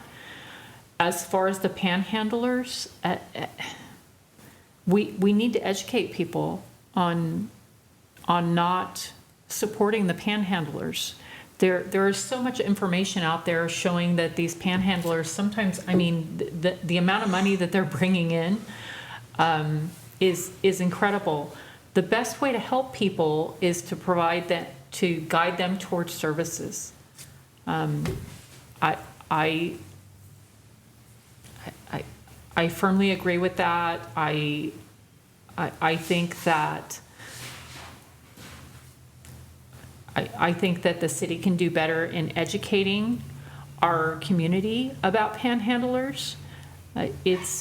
How would you educate them?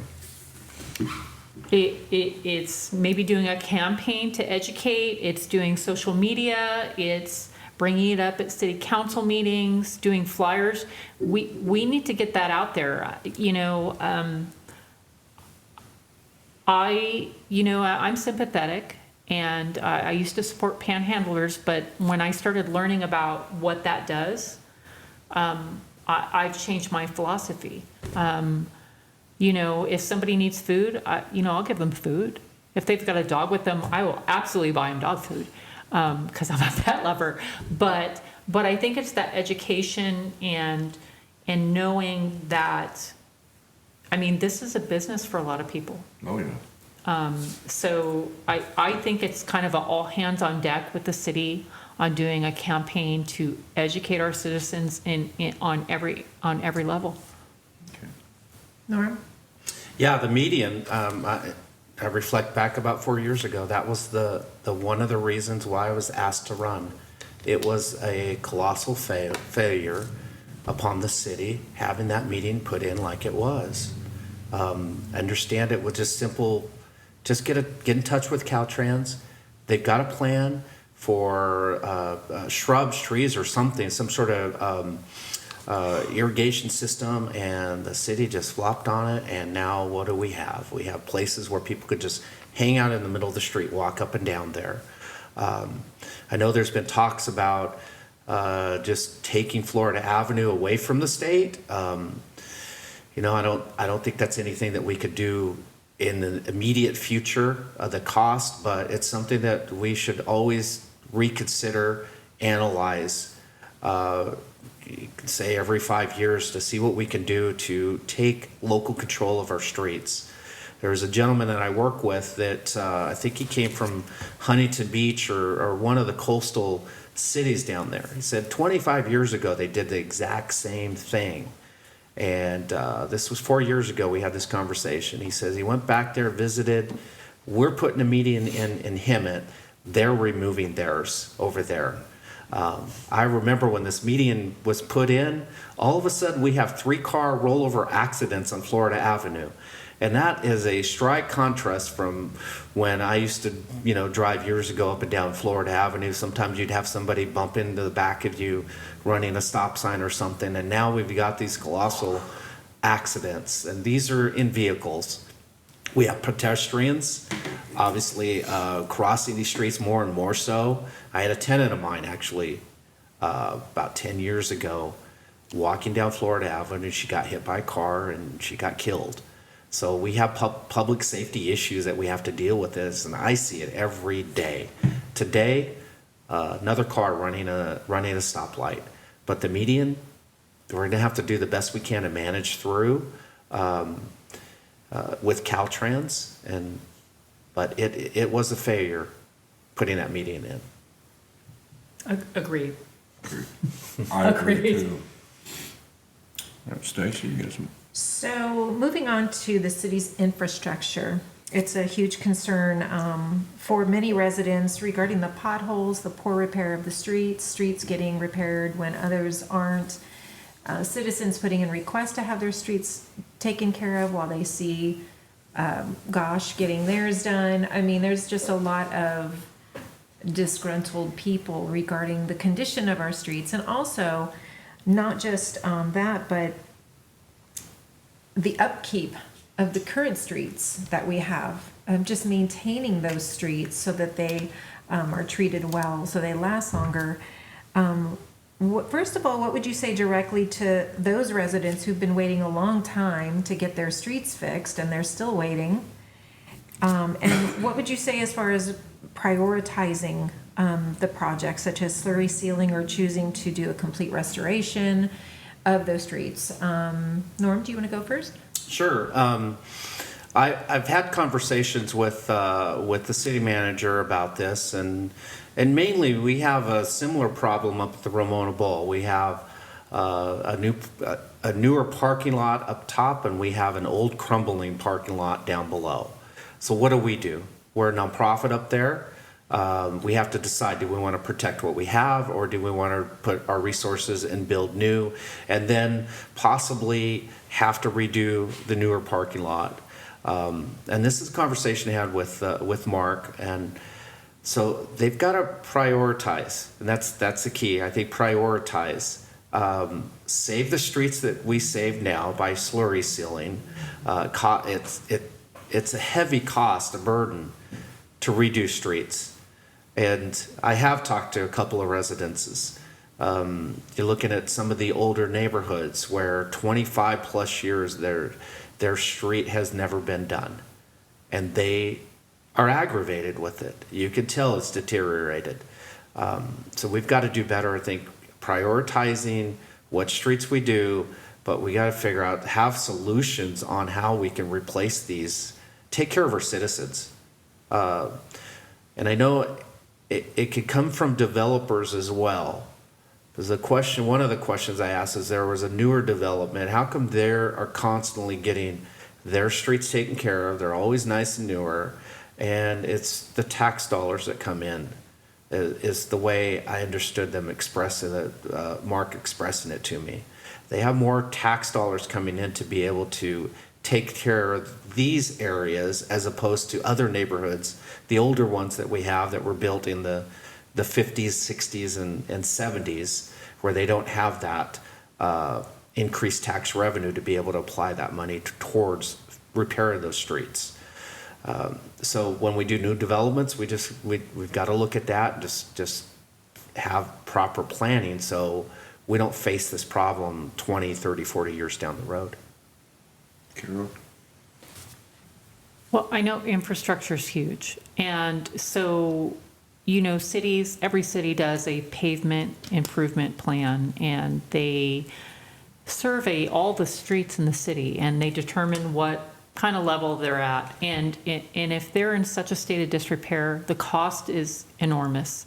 And it is financially responsible to take care of some of those streets that are not at that level.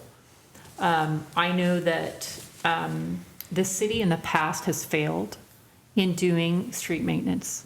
Probably one of the first calls I got when I was on council was to a community member that lived on a street. I went out to his residence and drove down the street, and I thought I was going to lose a filling. It's horrible. I don't think that's been addressed yet, but I encouraged that resident to come to city council, and I've encouraged all my colleagues to drive down that street. I recently, last week, met with an HOA about 3 streets that weren't paved as part of a pavement plan in their community, and those are, I mean, it's, I'm concerned driving my vehicle down them. And so I think it's also, it's awareness, but it's trying to save the streets that we can before they become cost prohibitive. But I think it's also responsible for the citizens to reach out to us and let us know when you have streets that are basically gravel. We need to know. We can bring that up and have those included in our capital improvement program. And that's what's happening with these residents that are reaching out to me, is I'm bringing it up with the public works director and the city manager, and encouraging my colleagues to drive down these streets. But if we don't know that there's a serious issue out there, we can't do anything. So I would encourage residents to be vocal. You have a voice. Come to city council, encourage your neighbors to come to city council, tell us that there's an issue. Compel the city council to drive down your street. It makes a difference. It really does. And that's what I have to say. Now, I know we're kind of limited on funds for fixing our streets out here. I know the majority of it's done by grants. So we got to watch what streets we can prioritize to get, the worst done quicker. But we see some streets, like you say, you about knock your filling out. Yeah. Then there's some streets that you probably knock your shoes off going through, and then all your rims and your bumper falls off. It's so bad. And then we have streets that are actually, like she said, the Gosh Center, the Auto Center. Have you any rode through there before they started their construction on there? I rode through there several years ago, but I know that the thought process behind that is the Hemet Auto Mall is a huge tax revenue generator for the city. And so to help preserve keeping that tax revenue generation that helps support the city do all these improvement projects with our capital improvements and improving other streets, is if we can make the Hemet Auto Mall a little bit more attractive to drive on, that's going to help fund these other projects. Even though we try to get a lot of grants and different types of monies to support those capital improvement programs, the tax revenue is huge for the city in supporting the programs we need to service the city. So does any of that tax money go in to help fixing streets in our community? That tax money goes into everything to helping the city. Okay. 'Cause a lot of people are concerned, well, why are they paving a 20-year-old streets that's really not damaged, where they could be out paving other streets that's really more priority? So. I wouldn't disagree with that statement. It's kind of a catch-22 It is. if you think about it, because in essence, by taking care of those streets that bring in such a high tax dollar for the citizens, in essence, you are taking care of the citizens, because Without that money, without that money, then we have less money to do the things that we need to do here in the city. So both need to get done, but we don't have the money for both. So what would you say as far as trying to generate more income? Or, I mean, is there anything extra that can be done? Any innovative ways, new ideas, new thoughts that we could do? There's so many grants out there, especially transportation grants. We don't have a grant writer for the city of Hemet. I think that would be highly beneficial. I know that in other jurisdictions, they've been highly successful in getting grants to help fund repaving their streets, funding capital improvement projects to improve roads in jurisdictions. There is so much money out there. I am happy to share a grants list of what every month, what you can apply for, but there is so much out there for infrastructure. And we just need someone that can go out there and push for it. If you look at our public safety, they're getting grants left and right. They have someone that is working on obtaining grants for them for so many different issues. We need that for the city, especially for transportation-related projects, capital improvement projects. We could help fund so many things. There is so much money out there. So I see the city does get a lot of grants, but I also see that the city is also getting denied a lot of grants too. So what can we do about getting our city, I mean, what can you as a city councilman do to be able to try to get that affected as trying to get a grant writer for our city? Yeah, I think this is a great thing that could happen for the city to have. I've written a grant for the Ramona Bowl. I've written a couple of them.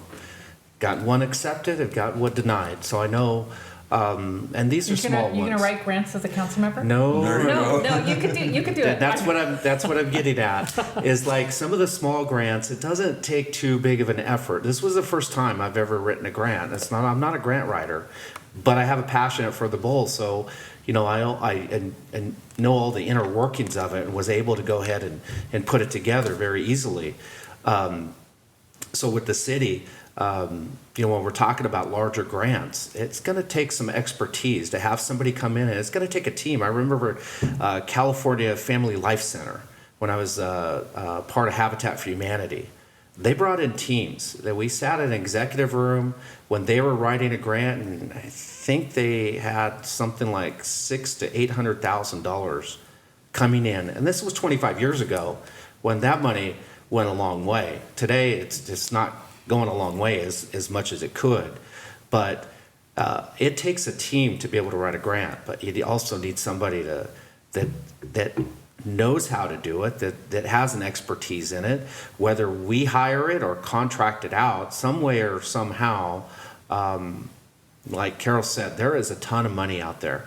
You just you've got to spend the time, the resources, and this is where the community can get involved as well. It has to be a collaboration of people that can help fill out this grant. And then when you have the grant, what do you do with the money? You're gonna have to hire somebody to oversee it, and you have reporting and whatnot. So there's gonna be some staff time in there involved as well. A lot of these grants will cover that cost for staff time. So it's when we get it, it's not like we're gonna have to figure out how to come up with extra money to pay staff for the reporting part of it. But we definitely need to have a better strategy to start going after these grants on a regular basis. And yes, public service, the police department, I've heard of quite a few grants that they're chasing down on a regular basis. But we need it for the city to take care of our infrastructure, our streets, our potholes. Understand San Jacinto is just, they have bought a machine to take care of the potholes themselves, so they don't have to contract it out. But these are things that we can look at to make us more efficient, get it done quicker, less cost to get it done. And if there's money to be had, let's please go after it. Okay. Stacy, you got anything? So I want to move on to Measure U. One aspect of Measure U anyways. It was brought in 2016. We started collecting money in 2017 for Measure U, the additional 1% sales tax for safety. 8 years later, and we have collected approximately $100 million. We were told it was going to be for boots on the ground. That was the big selling point, boots on the ground. We were even given a number as to how many we would get. We're at, from what I understand, net zero. $100 million net zero. What are your thoughts on that? What are your plans and new ideas for reducing crime? What are your thoughts on increasing our police officers? What are your thoughts on that, Norm? I think we're so, as a city, we've always talked about trying to go after businesses, and we have this this team that can go after developers and just a lot of PR work to why you should come into hemet. And right now, if we could hire 10 officers, I believe we have the room to do that today. And the struggles they have are other cities possibly paying more money. Well, I know for a fact some of the cities are paying more money. A lot of them are even implementing a policy, hiring bonuses, very similar to what we're doing. So there for a while, I think we were had a little edge of attracting new officers here, but this is a widespread problem that's going on through, I believe, a lot of cities throughout the country. So I would like to see us come up with a commission very similar to how we go after businesses, a commission that could go after attracting new police officers. I know the city has implemented a lot of strategies with the flock cameras and improving on that, and the drones.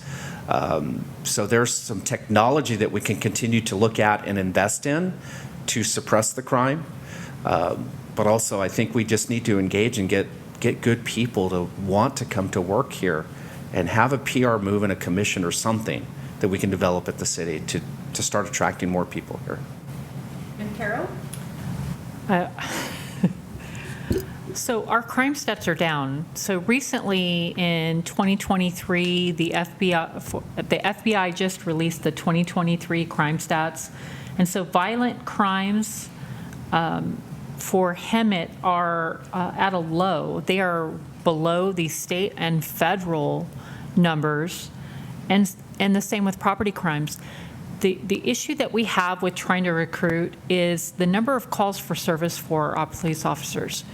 They are extremely high compared to our surrounding jurisdictions that pay competitively or more. And there are other benefits that other jurisdictions offer. Recently, all the labor unions received increased as of July 1st, 2024, to increase salaries. And that's to help combat the problem that we have with being able to retain and recruit. At the time that our strategic plan was brought forward, the city manager mentioned we hired 49 people, and you can watch this video, and I said, how many did we lose?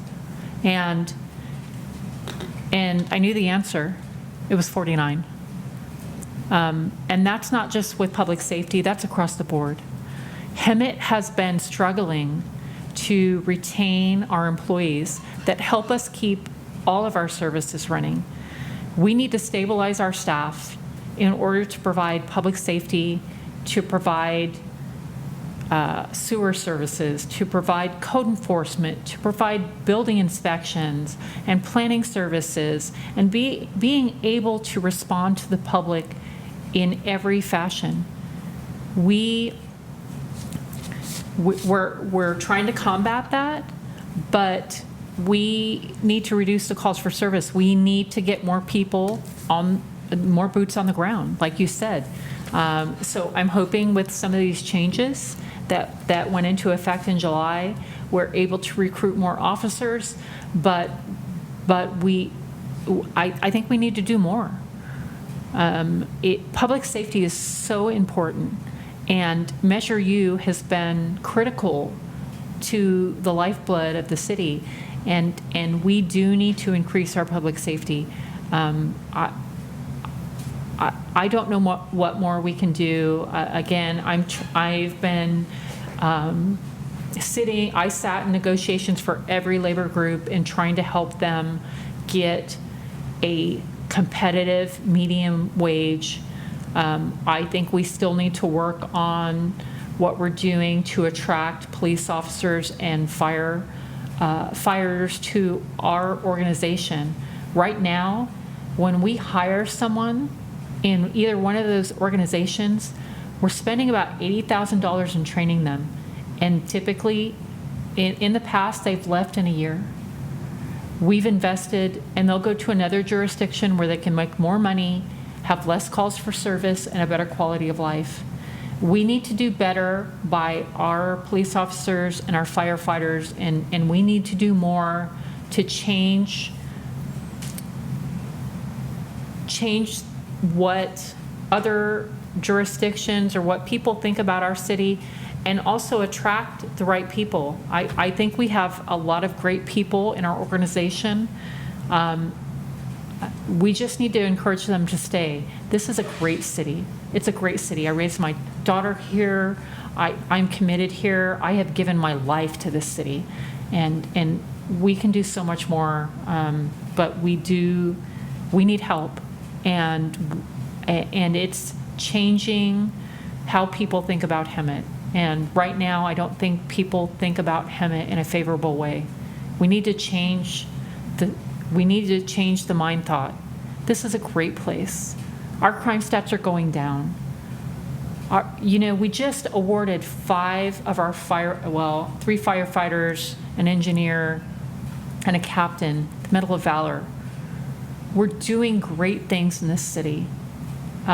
We need to change people's minds about Hemet. So this question is actually for both of you on that same thing. You said that we keep losing people, staff, we keep losing officers.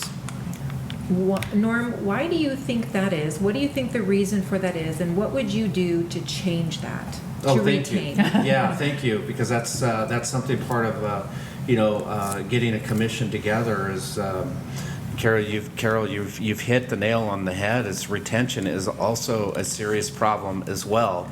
You can't stop somebody from wanting to retire, so you're going to lose people from that. Unfortunately, we might have some other incidences where we lose officers as well. You have officers that, I think a perception here is, there are better places to go work.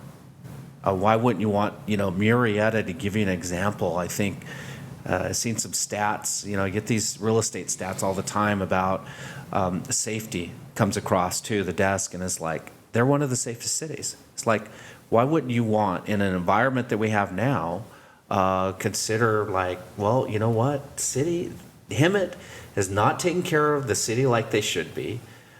We have issues here, and I want to go home and see my family. So why wouldn't I want to consider a lateral out of here? So it's changing the mindset, definitely, I think is something that we need to do here. Pride of ownership in the community. Think we can get the community together and collaborate with them. If we have a plan on how we want to approach this, they will buy into this to help us solve these problems. Make it a place where our police officers would want to start a family, raise a family here, stay here, invest their life in this city. And we need to really definitely focus in on retention. Can I add to that? So I work for a jurisdiction that has a sordid history. And when I applied to that jurisdiction, I can tell you that they were the most competitive in the area. And that's because they have a history. They have a reputation. They had a reputation. They wanted good people, and they knew what it took. Hemet's in the same boat. We don't have the same level of issues that the jurisdiction that I work for does, but it's on the same plane. If we want to attract good people, we need to compensate them.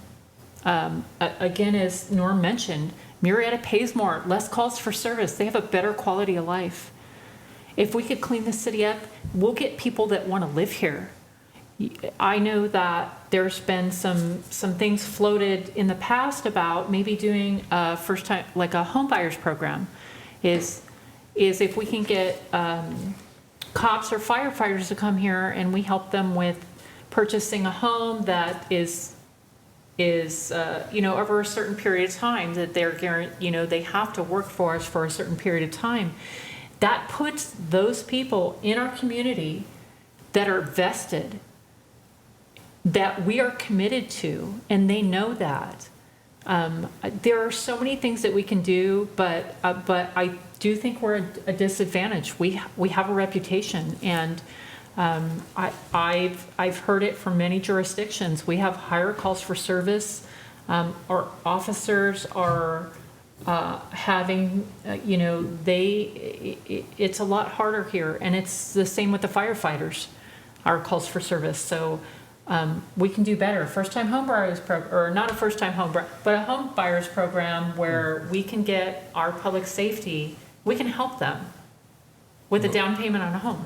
Would you consider helping them with a down payment on a home outside of Hemet? Because a lot of our police officers, you know, what they say, I don't want to say the word, they don't want to live in the community they work, because like Stacy said earlier, you know, they got their wives, they go grocery shopping, they got their kids, they deal with bad people in the streets, they don't want to have their family in the same area. What do you think? I can completely sympathize with that, but I don't think as a council, we could support that.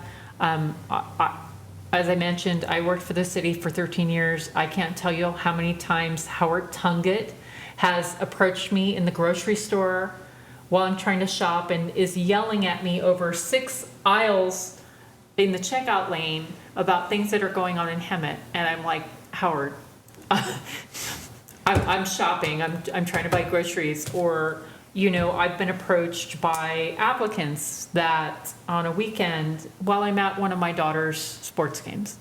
I can appreciate that, but I think that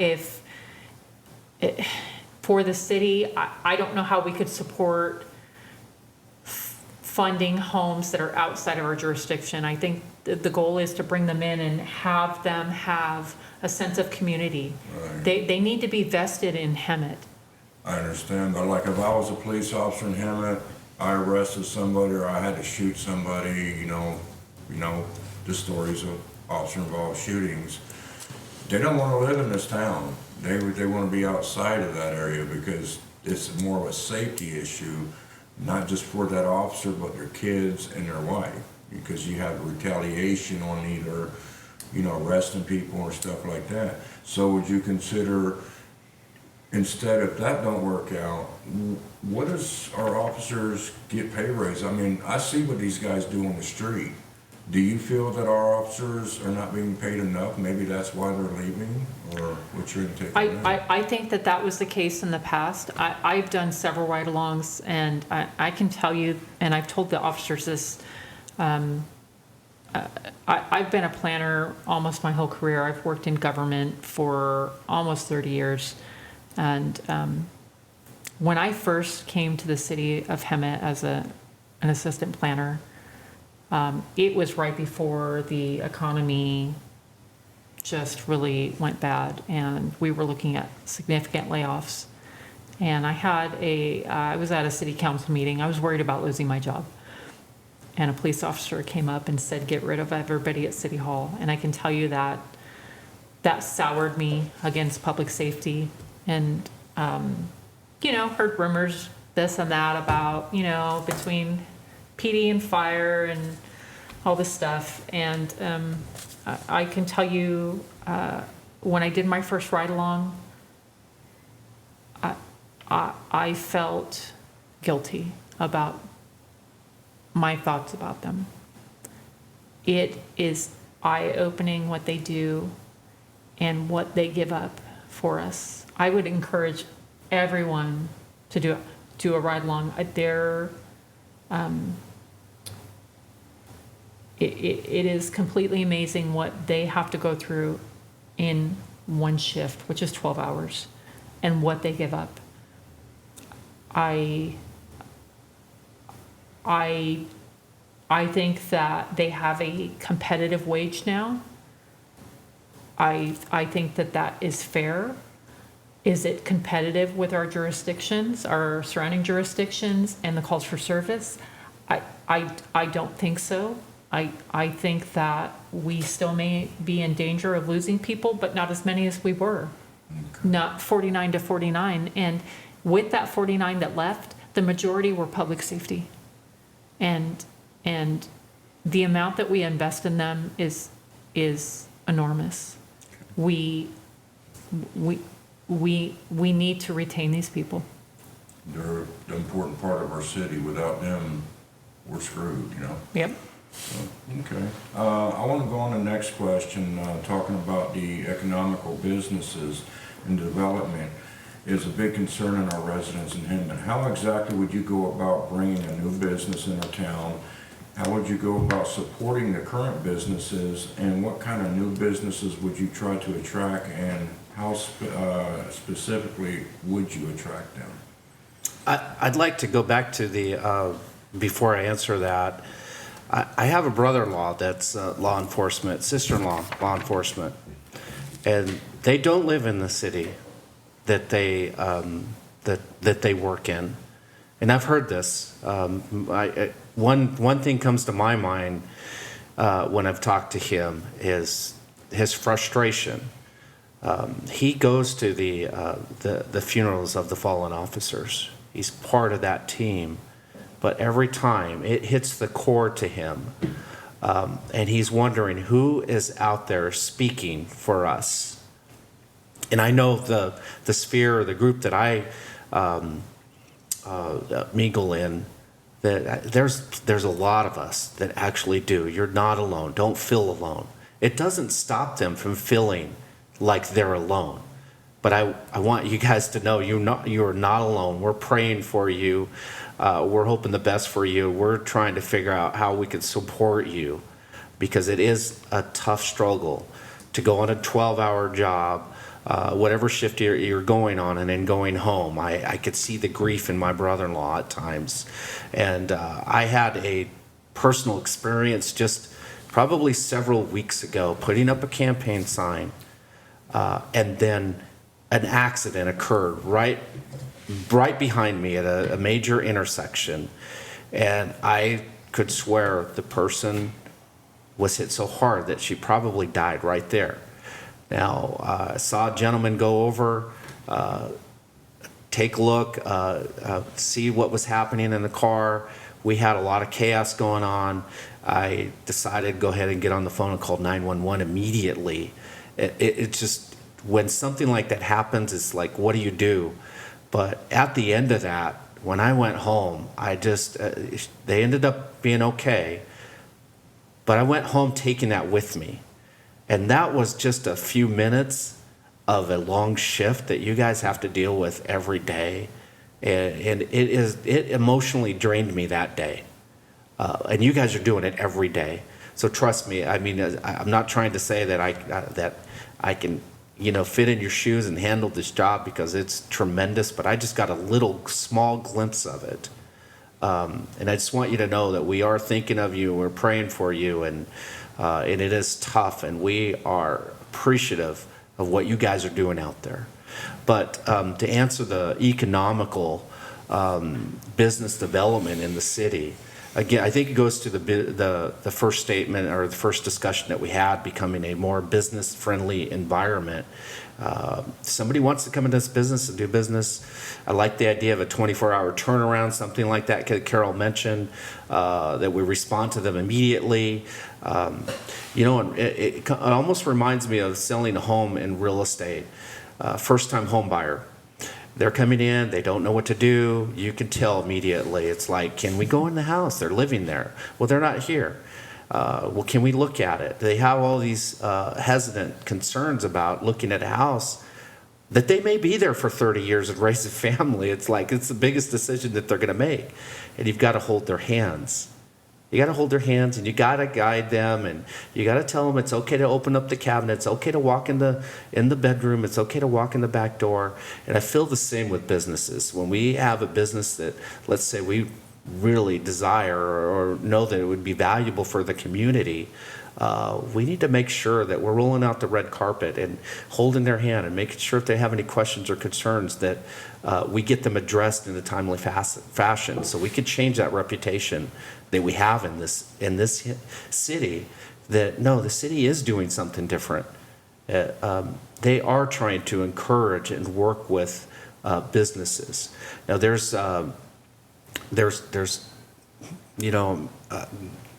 not to say seminars, but there's these conventions that I know that we as a city have been going to, where we can get in front of developers, and we just got to keep building on those relationships. And that's key to just about anything in life, is your relationships, relationship building. You might have a developer that heard something negative and doesn't want to look at hemet, but, you know, if you continue with those those relationships, and they could trust in what they're hearing from their source, we can get them back here. There's a few businesses that I'd like to see here, and I think, you know, there's what I'm hearing on the streets is everybody would like to see a Costco here. So to mention one, and I believe we might even be in discussion with them, but. And I know the real estate community, we're always in discussion with businesses and developments. And, you know, one of my favorites would be Chick-fil-A. I'd love to see them come out here. And I think they would be profitable if they decided that this was the place to be. But there's things we could do, and it comes down to relationship building. Karen? Chick-fil-A's profitable wherever they go. Everybody loves chicken, right? Right. So yes, Chick-fil-A, we want you. But for economic development, I think that, again, we have this reputation with the development community that we're not business friendly. I think I agree with Norm. We need to roll out the red carpet. We have an economic development department right now that could essentially be an ombudsman or someone that is a liaison that holds their hand through the process. When I worked for the County of Riverside, you know, we had our economic development agency, and they had a process called a fast track authorization. So if you were you'd fill out an application, if you were bringing a certain amount of jobs or tax revenue or something that was beneficial to the jurisdiction, you could get fast tracked. You would have someone that would walk your application through the planning process, through the building process, through the public works process, and help you get to the finish line quicker. I think that with our current economic development manager, I think that he's perfectly capable of doing this. It's finding these qualifying projects that can meet those, you know. How many jobs are they creating? What's the tax revenue? What's the benefit to the city? What's the benefit to the community? And we need to go out there and go after these businesses that we want. But again, as I go back to, we need to clean up our city. We're not going to attract these businesses that we want if they come here and they kind of see what's happening today. We need to clean up Florida Avenue. We need to clean up our city. And so it's a multi-pronged effort. It's holding property owners responsible. It's being proactive on code enforcement. It's being proactive on doing capital improvement projects so that our streets look better, our sidewalks look better, our off-site landscaping that the city's responsible looks better, and going after these businesses that we want. We want these retail generators. We want, I mean, we need restaurants. We need retail. And I know retail's, you know, it's changing. But there are other opportunities. There are other businesses that are thriving in the retail market that we don't have in the city. And we're a draw. We draw people from San Jacinto, from Winchester, from Homeland. We draw people from Beaumont and Banning. We have businesses that they don't have in these jurisdictions, so we're a regional draw. If we can build on that and have more businesses to build on that regional draw, that's increasing our sales tax revenue. And if we can work on improving how our city looks, those demographics are going to translate to these retail developers that are looking at brokers, that are looking at all the data. They're looking at your cell phones. They know where you're traveling. They know where you're shopping. And if you're shopping here, they're going to see it. And if we can build on that, if we can show that we have the population to support your business, such as, like, you know, I'd love a Costco. They you know, they were originally looking at Ramona Creek. I would love that. Costco, please come. But, you know, there's other businesses like Home Goods or some other fine dining. I know our residents are craving that. There are so many opportunities in Hemet, and we do, like I said, Norm said, we need to roll out the red carpet, but we also need to do better at promoting our city. And we need to do better at promoting our city by cleaning it up and holding everyone responsible. I mean, I think Norm and I are totally on the same page on this. Do you feel that our city is actually getting a better handle of holding these business owners and property owners responsible and cleaning up since we got a new code enforcement, new city manager? Do you see a progress on that?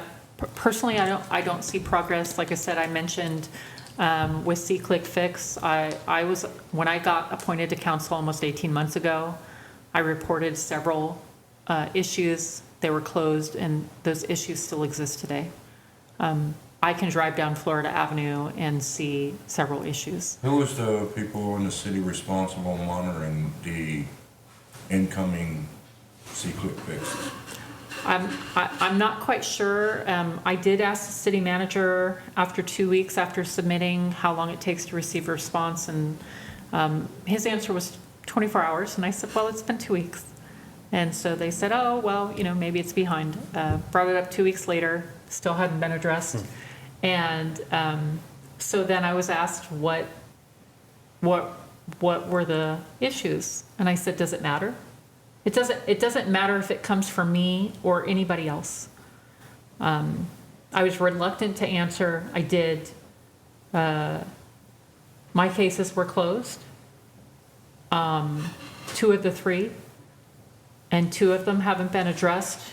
One just moved their issue over to the other side of the street in the county. I've seen that a lot too. So I know the city promotes that. I have not had success in it. I will go through my own avenues to get issues fixed. But I admit I haven't used it in some time. So it may have gotten better. But my own frustration, I can't imagine what our citizens' frustration is, but like I said, if you have issues, reach out to me and I will let it be known, because I'm not using the app currently. And until somebody can show me that it's being effective, I'm not going to. I'll investigate that myself for you guys. Thank you. So I have a question for both of you. We talked about bringing in new businesses, but how would you specifically support current businesses that are here that deal with theft, a high amount of theft in their stores, broken windows, graffiti, homeless sleeping on the fronts of their stores? How would you specifically support current businesses, and as far as permits and things that they need to keep up with within the city, making it easier for them to do business here? Norm? Well, if you don't mind, I wouldn't mind addressing the other issue, the code enforcement that Eddie brought up. I think the perception in the city is that we're not doing our job as far as going out there and holding our property owners accountable and taking care of the problems out there.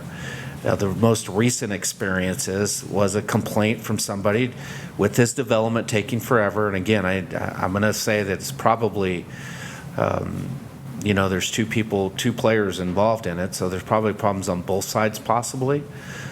But one of his complaints was code enforcement hitting them up every week. So I kind of feel like, well, they are out there. They're trying to do their job. And maybe you need to do a little bit better job in taking care of your property. But I believe the perception is we don't have control of it. So we've got to figure out a better solution. You mentioned the Gibble building again. We've got issues there, the heart of our valley. So something's got to change where we can engage with our property owners. Now, supporting our business owners, our current ones, how can we address those issues? And I think, if I'm correct, the Hemet Walmart has a stationary policing, I forget what the unit is called. Yeah, VP cameras. Cameras there. Those are the types of things that would be helpful to address crime, panhandling, whatever the problem or the businesses are attracting. I think the other thing is we need to be aware of it. If you are having these problems, and you feel like we're not coming to you and trying to find out how your business is doing, and you're having issues, you have an opportunity to come to the council meetings. Pick up the phone. I'm sure that a lot of the council members, as busy as they are, if they don't answer, I'm sure they can get back to you if you have some complaints or issues. But we have to be aware of these issues to be able to tackle on these issues. Now, if it's a constant, let's say every week we're seeing a smash and grab, and I haven't heard of those. You hear about them in other areas in Los Angeles County, San Francisco County. We're blessed to be living in Riverside County, where it seems like we're a little bit more protected than these other areas. But if you are having these problems out there with your businesses, you've got to call in, you've got to report it, so that way we could have our resources pay more attention to that. And then supporting the businesses, this is collaboration throughout the community. One of the clubs I'm a part of, the Rotary Club, we'll do these go out in different businesses, and we'll do like a cash mob where we're gonna participate and help the businesses out, give them exposure. So this is where the community and the city can engage with the community to try to have more events where we're encouraging the public to get out there and visit these different businesses. To have Cindy Limke at the Chamber of Commerce. She was an advocate for our local businesses here. And she's moving on, and we got Kevin Saunders over there taking over, and I'm sure he's going to do a wonderful job. But that is our one avenue that we could also be supportive in, is our Chamber of Commerce, to make sure, if there's any businesses that need help, and they all do, we all need help out there. We all can use, a lot of times they're running on a very small margin. So any little bit of an increase, and I'd say, Eddie, you're doing a great job too with some of the sponsors that you're having and supporting those businesses. But those are the things that we can do as a community, a city, and just keep engaging with the community and our business entities out there. So I think some of the frustration, and I can speak from an experience that I had at Winco specifically. I went in Winco, and normally when you go in, it's like a herd of cows. They herd you to the left, and then they want you to go around. They had, after I think it was 6 p.m., that whole section blocked off. And the part where you check out, self-checkout, they had that blocked off, and they have someone monitoring it. They have like a shopping cart right there. They have a plastic wall right there, and it's really very blocked off. And I asked them, well, where do I go in at? I don't even know where to go in at, because they wouldn't let me go in through the exit where you pay.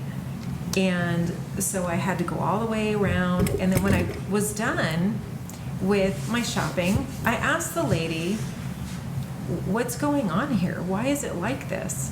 And she said, because they've had so much theft and not enough staff, that people are literally filling up their baskets and walking out that entrance, and they're not seeing them walk out, and there's really not much they can do. They said a whole basket full of stuff, and they're having it consistently. People just walking out with stuff. And so they said they've contacted the city, they've contacted the police. They do have one of those police things out there in the parking lot as well. There's always homeless over there. And so I think those are the things where, when we look at even these big stores, the big stores are even trying to do what they can inside their own stores and be creative to try and remedy the problems, because they feel like they're not getting the support from the city. I think that's a frustration when they're trying to do all they can and it's still not changing. Either one of you want to address that at all? We've lost a lot of stores. Real briefly, since you mentioned it up, but we've got to go out and vote for Prop 36. We got to vote yes for Prop 36. If you all recall, back when Prop 47 was passed, that was allowing people to steal whatever they want up to, I think it was $950 or $1,000, and no penalties, nothing. So this is going to help law enforcement throughout the whole state tackle on these issues. We got to stop encouraging it as a state. Stop encouraging it. The things that we could do as a city, the city can't go up there to Sacramento and change laws, but we can sure get behind the laws that are important, that we see are causing problems throughout our communities, and say, this is something we're against or we're for. But with Prop 36, vote yes this November on that. That would definitely help. It'll help our law enforcement tackle on these problems that Winco's having currently. Yes, I agree with Norm. We definitely need reform, and I would encourage the same thing. It's really hard for our city public safety to combat this. On my first ride along, we went through Home Depot. This officer that I rode with did a walkthrough once a week. The amount that they were losing annually was $1 million at our Hemet Home Depot. That's just one business. It's hard. PD can't be everywhere. It does take a village. We do need to work together, but we do need to change the laws in Sacramento. We do need to help our public safety. I agree with Norm on this 100%. Okay, All right, do you have anything else? I think that's it. If they want to do final statements. Who wants to go first? Ladies first. Okay, well, first, Norm, when you said grandfathers for golf, it gave me the chills. My daughter participated in that and loved it, and was on the Hemet High varsity golf team. Wonderful. So that's a fantastic program. I can't promote it enough. It really did. And I support grandfathers for golf too. You should. It changed her life, and she shows us up all up at Top Golf. So Wonderful. I have a lot of respect for Norm. He's been in the Valley a long time. I haven't been in the Valley as long, but I've been on city council for almost 18 months. It was bittersweet taking the rest of Carly's term. I did consider her a friend, and I did speak with her frequently. She constantly reached out to me for planning information, and she wanted to be informed. I feel the same way. I hope that it's apparent that I do put in the time that is necessary to be effective at this. I do feel like I've made significant changes in my short time. I am so committed to this valley and to Hemet. I have been here since '99. I've dedicated my entire life to Hemet. I hope that the voters will see that, see my passion, and just vote their hearts, and I hope that is for me. But I think Norm's a great guy, so I'll just turn it over to him. Well, thank you. I would say, please, if you haven't registered, which you should be because DMV automatically registers everybody, but check your voter registration status, voteinfo.net. and make sure you're registered to vote, because it's going to be up to you, it's going to be up to everybody individually. If we want change in our cities, in our county, in our state, you have to get out there and make a difference. I think whatever happens during this election between Carol and myself, I think you're going to get an idea that we're going to be a great team for this community, whoever is sitting on that seat, because I would say I'll be supportive of her, and I imagine that if I am up there, she'll be supportive of me. But it's gonna take a collaboration of all of us to, let's start off with fixing hemet and show everybody in the state of California how it's done. We can do that. So please consider me, consider others for the city of Hemet too. We've got 2 other seats out there. Just look at everybody. See who's going to be the most passionate. Carol mentioned she has a passion for Hemet. I share that. But we want to make sure that whoever you vote for has that passion to make a difference in our city. Thank you very much. Thank you so much for participating, guys. I really, really appreciate you being here tonight, so thank you. You're welcome. My pleasure. Mayor Joe Males, who is running for District 4. And we have a series of questions we would like to ask you based on what our viewers and our community members in your district would like to know. So Stacy, if you can go ahead and start. All right, so for those of you who don't know, Joe Males is our current sitting mayor of the city of Hemet. Joe, one of the questions is, the poor condition of our roads in Hemet have long been a complaint by citizens. Concerning our city's infrastructure, how will you prioritize projects such as slurry sealing or choosing to complete restoration of streets? What do you say directly to those residents who've been waiting for their streets to be repaired? Well, we basically already prioritized our streets. We have a 5-year plan that we have in effect, and it's every year we spend about 3.5 million, close to that, if not that, on our streets. And you have to understand that 1 mile per street costs anywhere from $500,000 to $1 million per mile, and that's the problem. And with grants, we get Measure A money for our streets, so we utilize that money on top of what we're putting in from our city. So we are prioritizing. We have a 5-year plan for our streets, for our infrastructure. How do you decide what streets? Well, we had Get first we had a priority. company that has a vehicle that's able to some type of camera system that basically films it. It's something like what you see on the History Channel, where they can see the ground, it penetrates the ground, and they can see the wear and tear of our streets, what streets are bad, which ones are worse than the others. And so they prioritize the streets by not the worst streets, because the worst streets cost more money, and that we don't get as much done on our streets by going with the worst streets. So we're taking the streets that are, medium, almost there, but not quite, so we can get more for our money.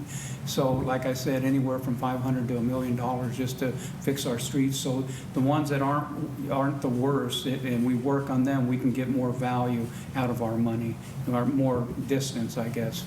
Okay, because I know some people were concerned about the car Right. dealership. I know. Gosh, getting all of I know theirs that done. Kirby is in the plans for getting the streets, I think this quarter, I believe this quarter, Kirby is going to be redone, new topping and everything. So I know that street's pretty bad, and we're doing the entire Kirby from, I believe, Stetson all the way up to where it ends for Hemet.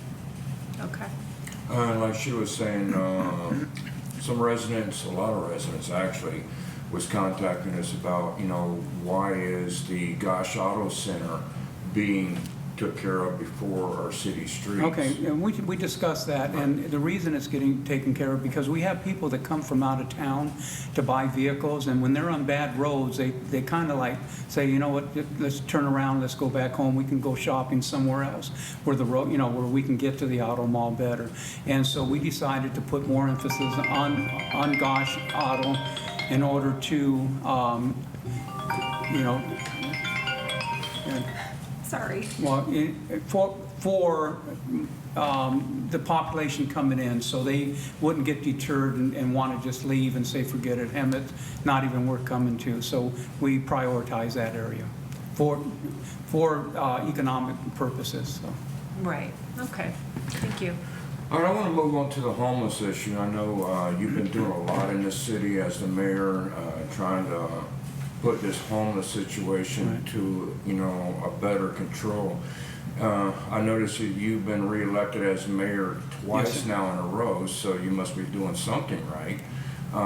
What is your plans to try to help the situation that we have out here with homeless? I'm on the streets, going out and taking pictures, sending information on See Click Fix, trying to get things repaired, trying to get the homeless situation taken care of. We hired a new community solutions coordinator that's working with CityNet to try to get homeless off. We were doing pretty good.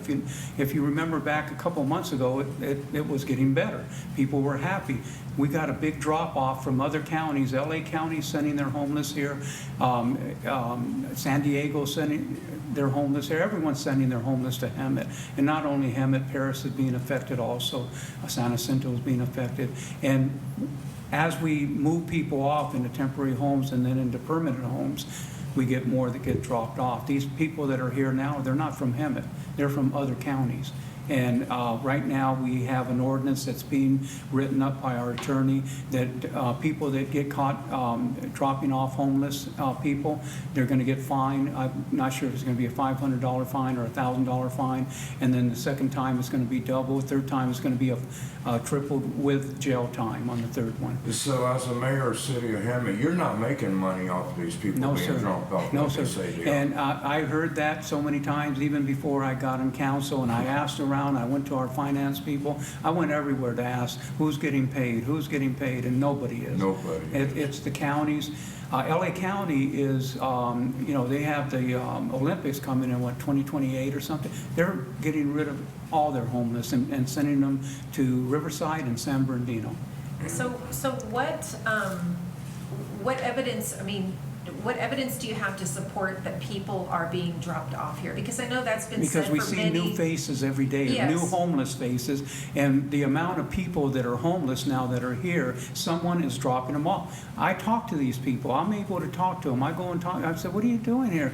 Oh, well, I got dropped off. They said that there was resources here for us, that Social Security is here, and health, resources are here for us. Well, who dropped you off? Well, yeah, and then they start, trying to not answer the questions, but they're being dropped off here. So has no one physically seen them being I dropped? physically seen it.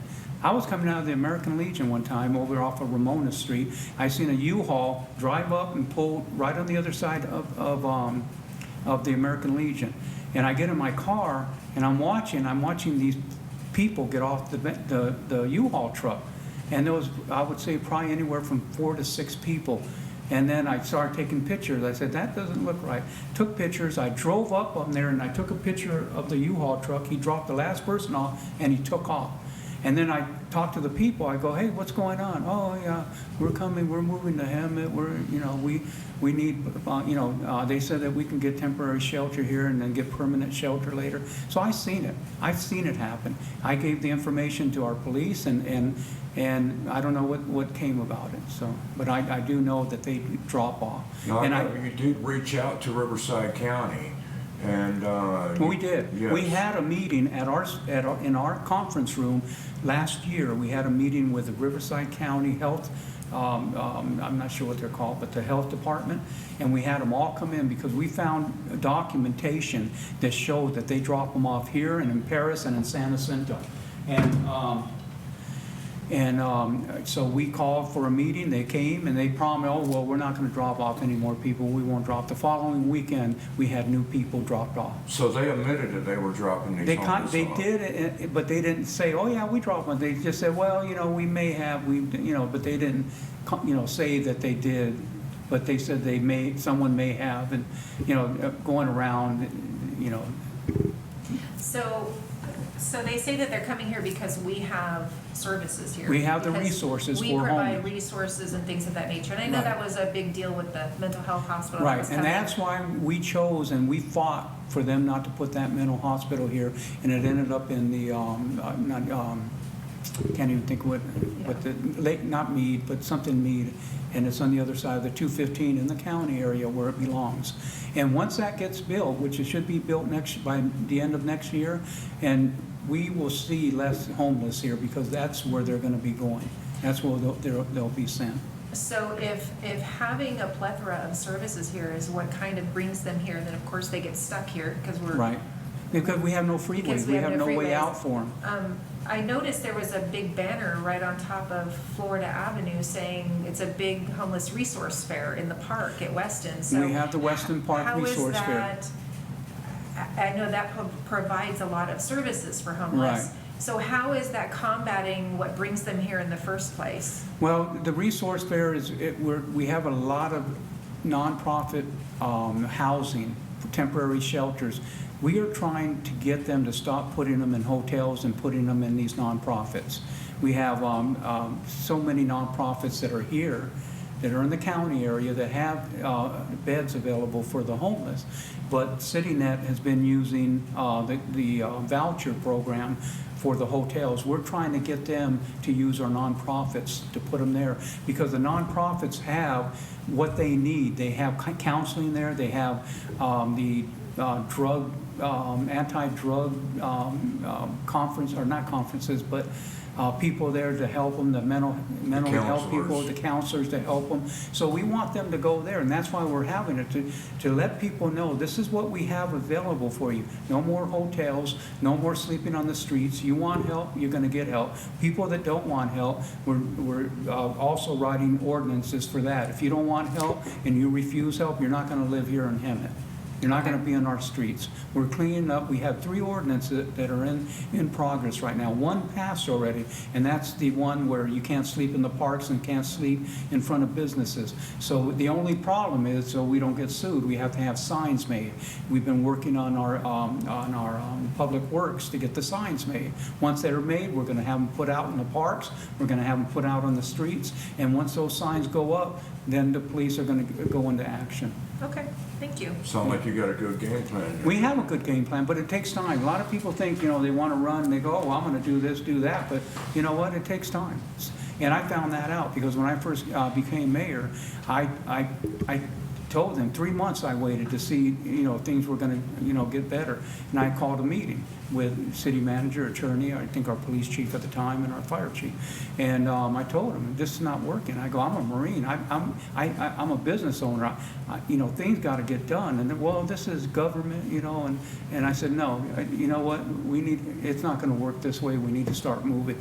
Since then, we've been moving. We've been getting ordinances written up. We've been getting code enforcement, working on buildings that are not up to standards, and we've been doing a lot. Okay, I want to move on to the next question, Joe, because I know you're in a hurry. Yes, sir.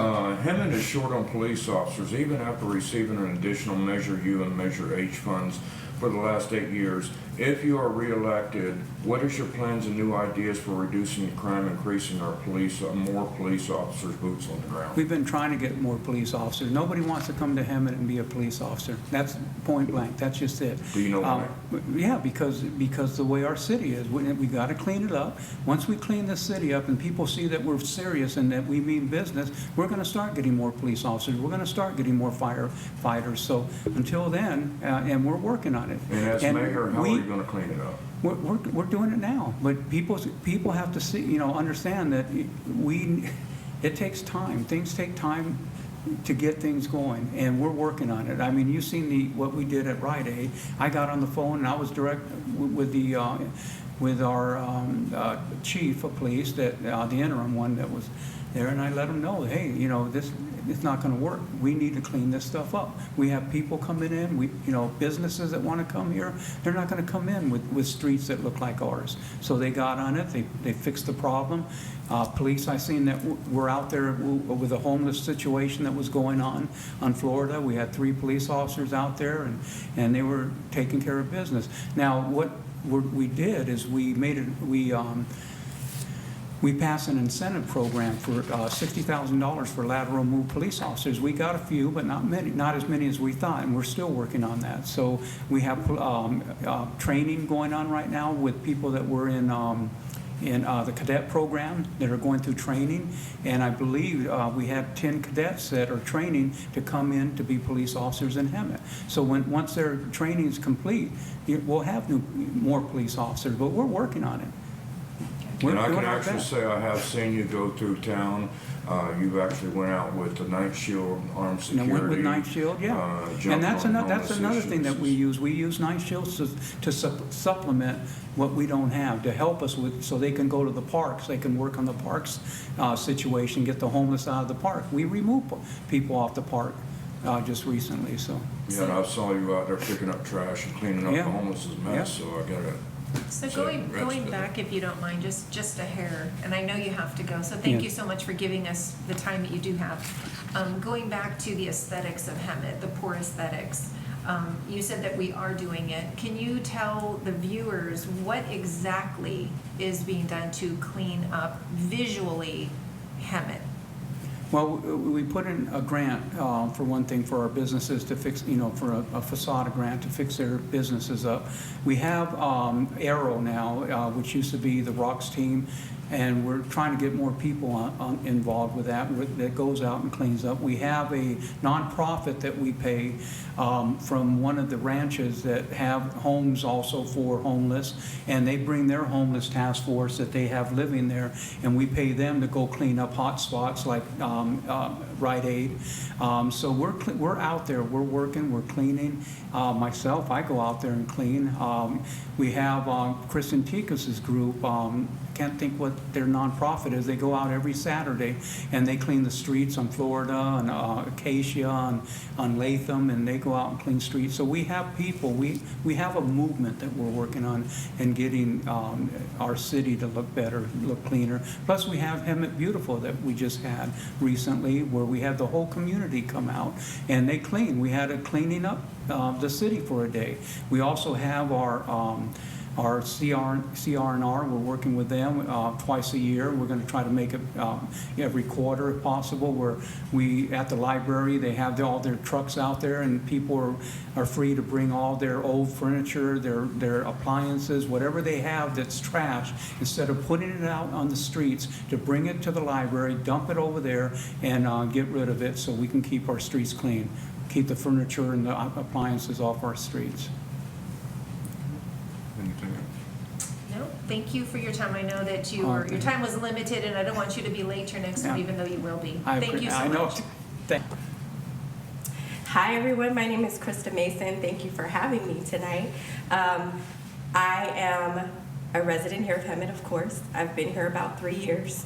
I am currently a principal planner, and I work for the County of Riverside, but I've been a planner for about 20 years now. I spent my career educating and walking the streets of historically disadvantaged neighborhoods, and I've focused my whole entire career as a public servant. And I think that I'm running for city council because I feel like my skills and experience, not only that, but my educational background. I have a BA in Urban Studies and Planning, a master's in city planning. I've also studied public health and creative placemaking. I have an extensive background in public service. So I think that my skills and experience would be a great asset to the city council. Not only that, but I was not happy about some of the decisions that were being made, and I felt that I could make a difference. So that's why I'm running. Oh, can I ask you, can you elaborate on some of those decisions that you was not happy about? Sure. So, I mean, everyone knows the warehouses. That's a big deal, right? So I was concerned. I was like, these decisions that are being made, do they have the voters, their concerns in mind? Are we listening to the voters? Have we tested to see what the voters' temperament and consent, do they have consent for these warehouses from the voters? And so I said, I'm definitely not for them. I don't want them. So are my city council members listening to what my concerns are? Are they representing me on the council? And so I felt as though, no, I was not being heard. and I was not being represented. And so the next best thing to do is to run. Why complain about it? Run. If you can make the change, be the change. Be the change. Exactly. Okay. Awesome, awesome. In regards to Measure U, Measure H, which is our 1% additional safety tax, there were some terms in the resolution that have not been kept by City Council.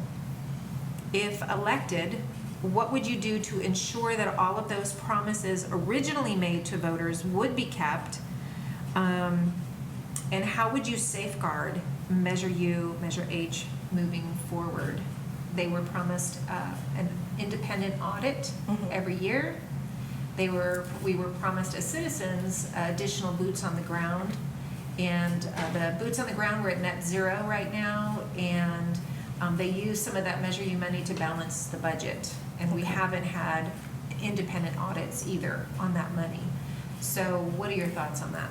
So if part of Measure U and Measure H, the promise was to have an independent audit, then we need to put in place specific timelines for the audit to be put in place, to actually occur. So we need to go back and we need to review the promises that were made to the community, to the constituents, and we need to actually provide concrete dates, timelines, and we need to implement a committee if needed. There is a Measure U committee, but we need to, excuse me, sorry guys, my allergies are acting up today, so I'm sure you can hear it in my voice, but we need to review that, and we need to see what promises have been made and how we can make good on those promises. As far as boots on the ground, I was boots on the ground. I spent 15 years of my career as boots on the ground. So I know what some of the concerns are as far as retention and recruiting. And if our recruitment and our retention programs are not working, then we need to come up with creative solutions in order to recruit and retain the boots on the ground that we do have, and to also attract them there. But I believe that as a planner, we have to look at everything as a whole. We have to look at our community holistically.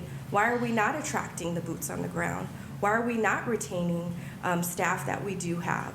And we need to look at our economic development. We need to look at our city. Are we attracting professionals? Are we attracting the staff that we need in order to be boots on the ground? And I don't believe that we're implementing measures to do that.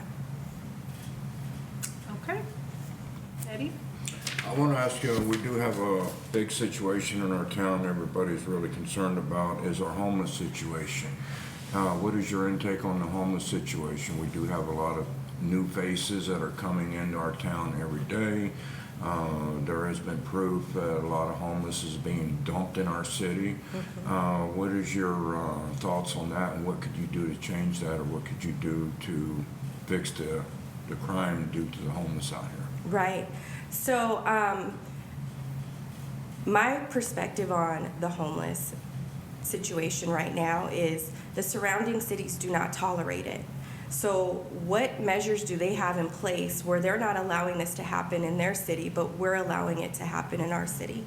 Not only that, but the programs that we have in place may not be addressing the issues that we are seeing here, where we're putting all of the issues into one bucket per se, whereas we may have 3 different buckets that those issues need to go into.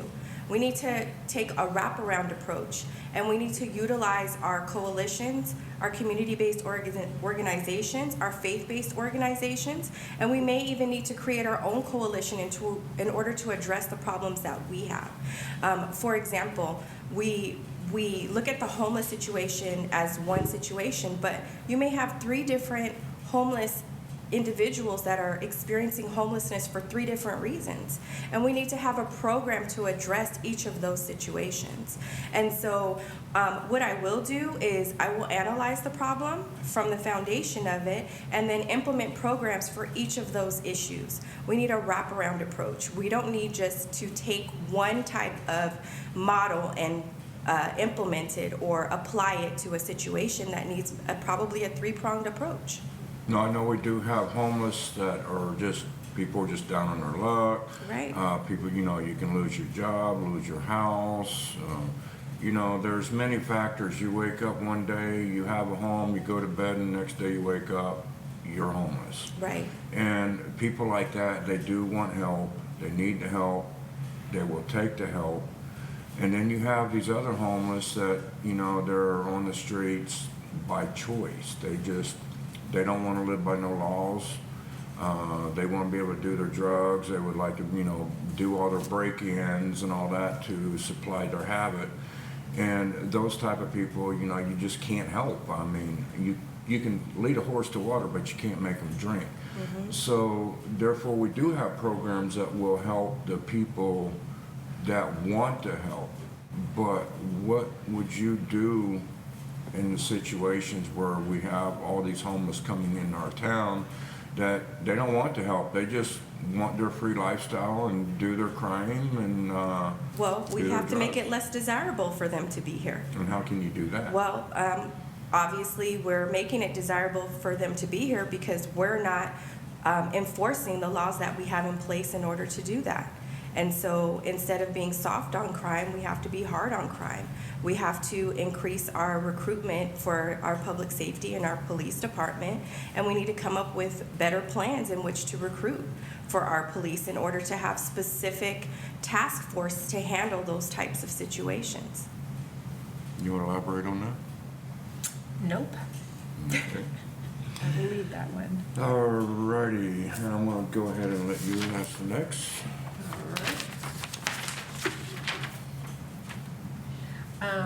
I will elaborate, actually. Currently, right now, we have CityNet that we brought on, and then when their contract expired, we brought them on again with an increase in how much we pay them. And then we brought in a community person that is supposed to be working with CityNet. What are your thoughts on that? Do you feel that that is something that is productive and you would keep that? What would you do different than what's already being done? Because it appears that it's either not working or that it's not enough. So within City Council, I'll be able to determine whether or not it's not working or it's not enough. So of course, I'm on the outside looking in. Right now, as a resident, it's not enough. And so we need to implement a program. Either we need to make CityNet accountable by increasing the employees that they have that are working with them and providing parameters that they need to meet so that we can see the difference in our city, or we need to remove the program and we need to evaluate whether or not another program will be best for our city. As a resident, I don't see the change. I'm not seeing it. And so that is a direct effect on how the other residents are seeing our city, or we're attracting new residents or professionals or just staff in general for the jobs that we have. We have a lot of opportunity here, but perception and perspective and viewpoint can change how someone decides of whether or not they want to come here or not. And so as a resident, I love Hemet, and everyone that I speak to loves Hemet, but that's because I know what Hemet's potential is and what the opportunities are for here within the city. But that's because I'm here. We also have to provide an opportunity for outsiders to see that, so then that way they can see what we see. But by not beautifying our city, by the homeless problem that we can see on our major streets, it prevents that from happening. Well, from what I understand, is that they come and they stay for resources, and that the other cities don't really provide. They provide pressure, but not necessarily a plethora of resources like we do. What are your thoughts on the city providing a resource fair that they're having at the park? They have a big banner over Florida Avenue for the homeless specifically. I don't recall any other cities, neighboring cities doing something like that as another added resource. What are your thoughts on that? Would that be something you would support, or what are your thoughts? So I'm in support of our city providing events for our population. Am I in support of this specific type of event? Well, we need to provide the services so then that way if we have people who travel in, that they can have those resources as they go out, but not to retain them here in the city. Okay, thank you. Would you agree to have the homeless through the city net? Would you rather see them get hotel vouchers, stay at the travel lodge, or would you rather see them being placed into like a nonprofit organization that will be able to help counsel them, get them off the drugs, and then get them out of the street? Because I see right now, putting them in a travel lodge with no counseling, it's just like basically our city is spending money to just enable them because they're able to go to the travel lodge, stay, and still do their drugs. I mean, I've been at the travel lodge so many times because that place is so bad with the homeless situation there, and the police are always called there for stabbings, all kind of crime there. So what is your intake on that? So my perspective on that is, like I said earlier, we have to evaluate what the issue is with that individual. And so a hotel voucher may not be the answer for that particular situation.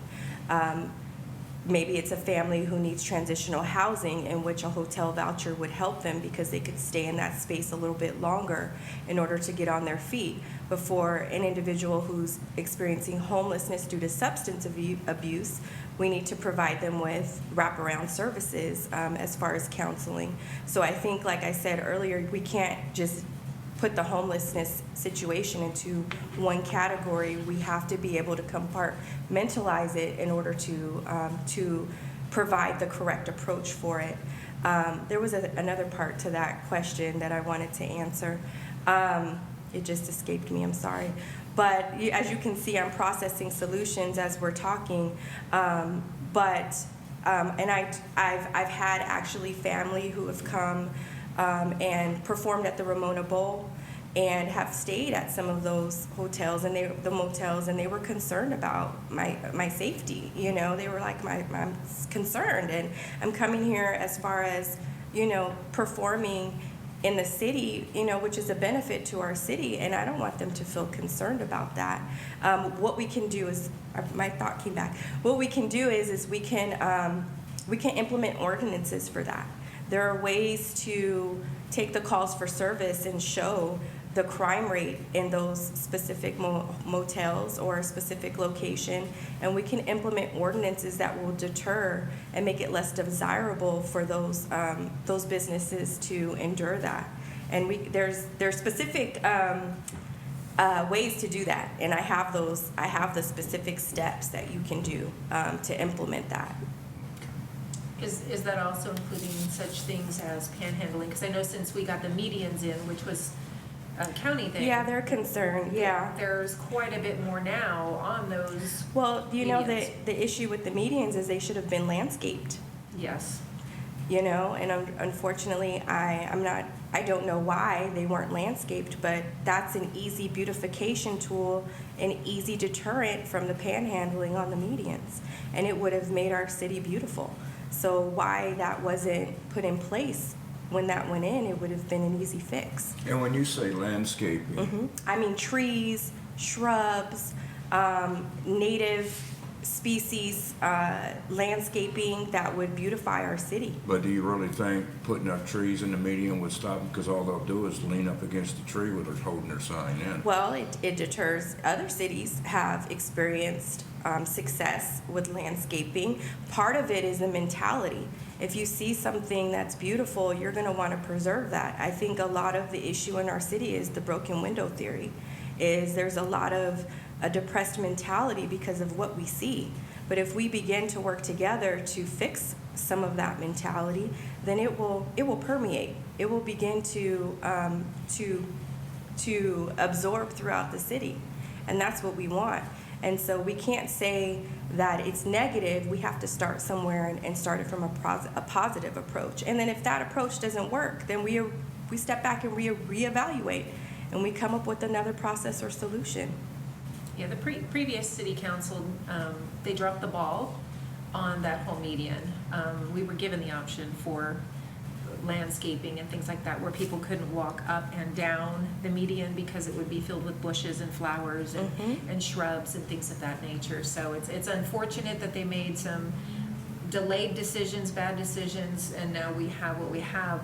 And now we have people working those medians more and more every day. They should have put rose bushes with briars in it so nobody would jaywalk. Well, we have to learn from our mistakes and move forward, but we also have to put council members in place who can make better decisions. Yes, so talking about medians and the roads and things of that nature, did we talk about the roads? No. The poor condition of our roads in Hemet have been a long-time complaint by citizens. So concerning the city's infrastructure, how would you prioritize projects such as slurry sealing or choosing to do complete restoration of streets? How would you try to preserve the current roads that we have? How would you preserve those, and in what ways? And what would you say to those residents who have been waiting for their roads to be done while they see other roads, such as the dealership, the car dealership and such, getting their roads done first? What would you say to them? How would you do it differently? So I would prioritize, of course, we have to prioritize our main roads. I think the concern that I see here in Hemet is we have developments that come in and they're not held responsible for maintaining their roads. For example, the warehouses are a missed opportunity in order to form community standards or community facilities districts in order to make sure that there's money in the budget to make sure that our infrastructure is improved and improved on a regular basis. And so I would approach it first from any new development that comes in would be required to have that as part of their community benefit agreement. Secondly, we have to prioritize the roads that we use the most for access. And so we would have to make sure that we are prioritizing our residents and their safety. And because also our roads lead to safety, and they also lead to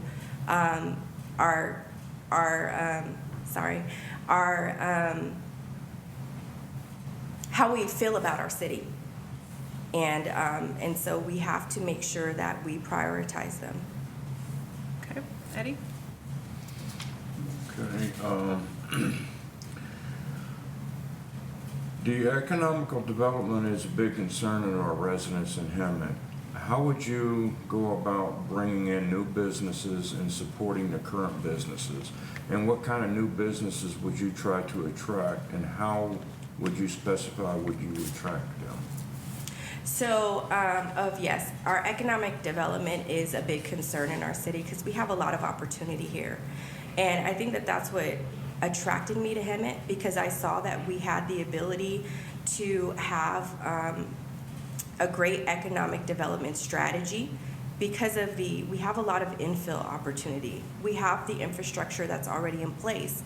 It just needs some TLC. And we need good businesses to come in and understand what the needs of our residents are.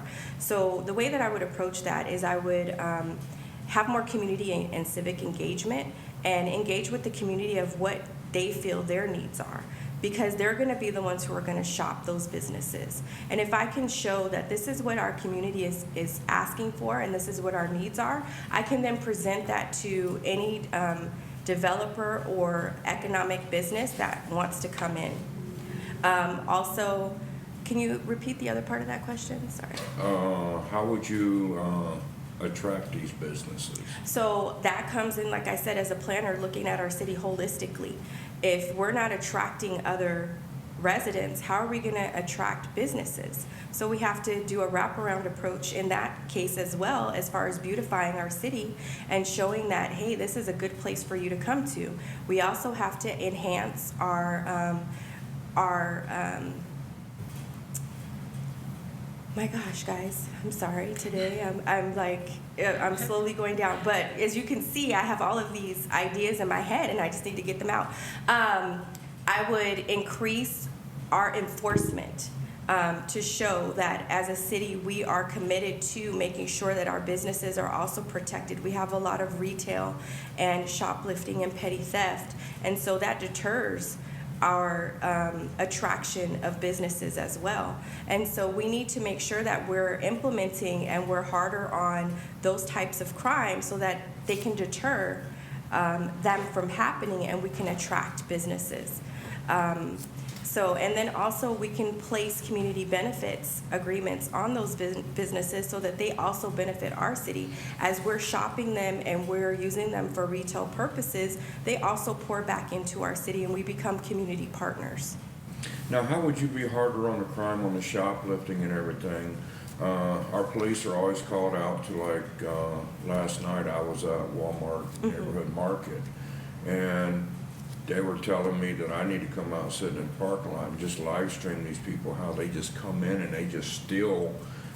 I mean, they'll a whole shopping cart full of stuff. There's nothing that they can do.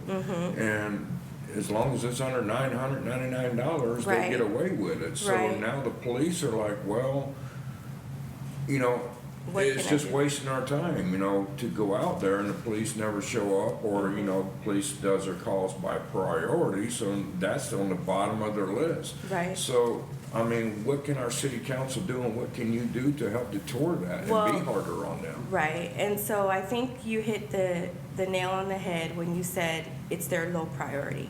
So what we have to do is we have to work on our recruitment, so then that way we can provide task force in which to focus on that particular issue, which we have other issues, but we can focus particularly on that issue with our recruitment. And so we need to we have to fix from the inside, we have to fix from the city council, and then inside with staffing, and then that will move outward into the other issues and concerns that we have. Come up with new methods, come up with creative solutions in order to work on all of these issues. And so, you know, we have to empower our public safety by making sure that we put programs in place for recruitment, and then that we review the benefits that they have for retention.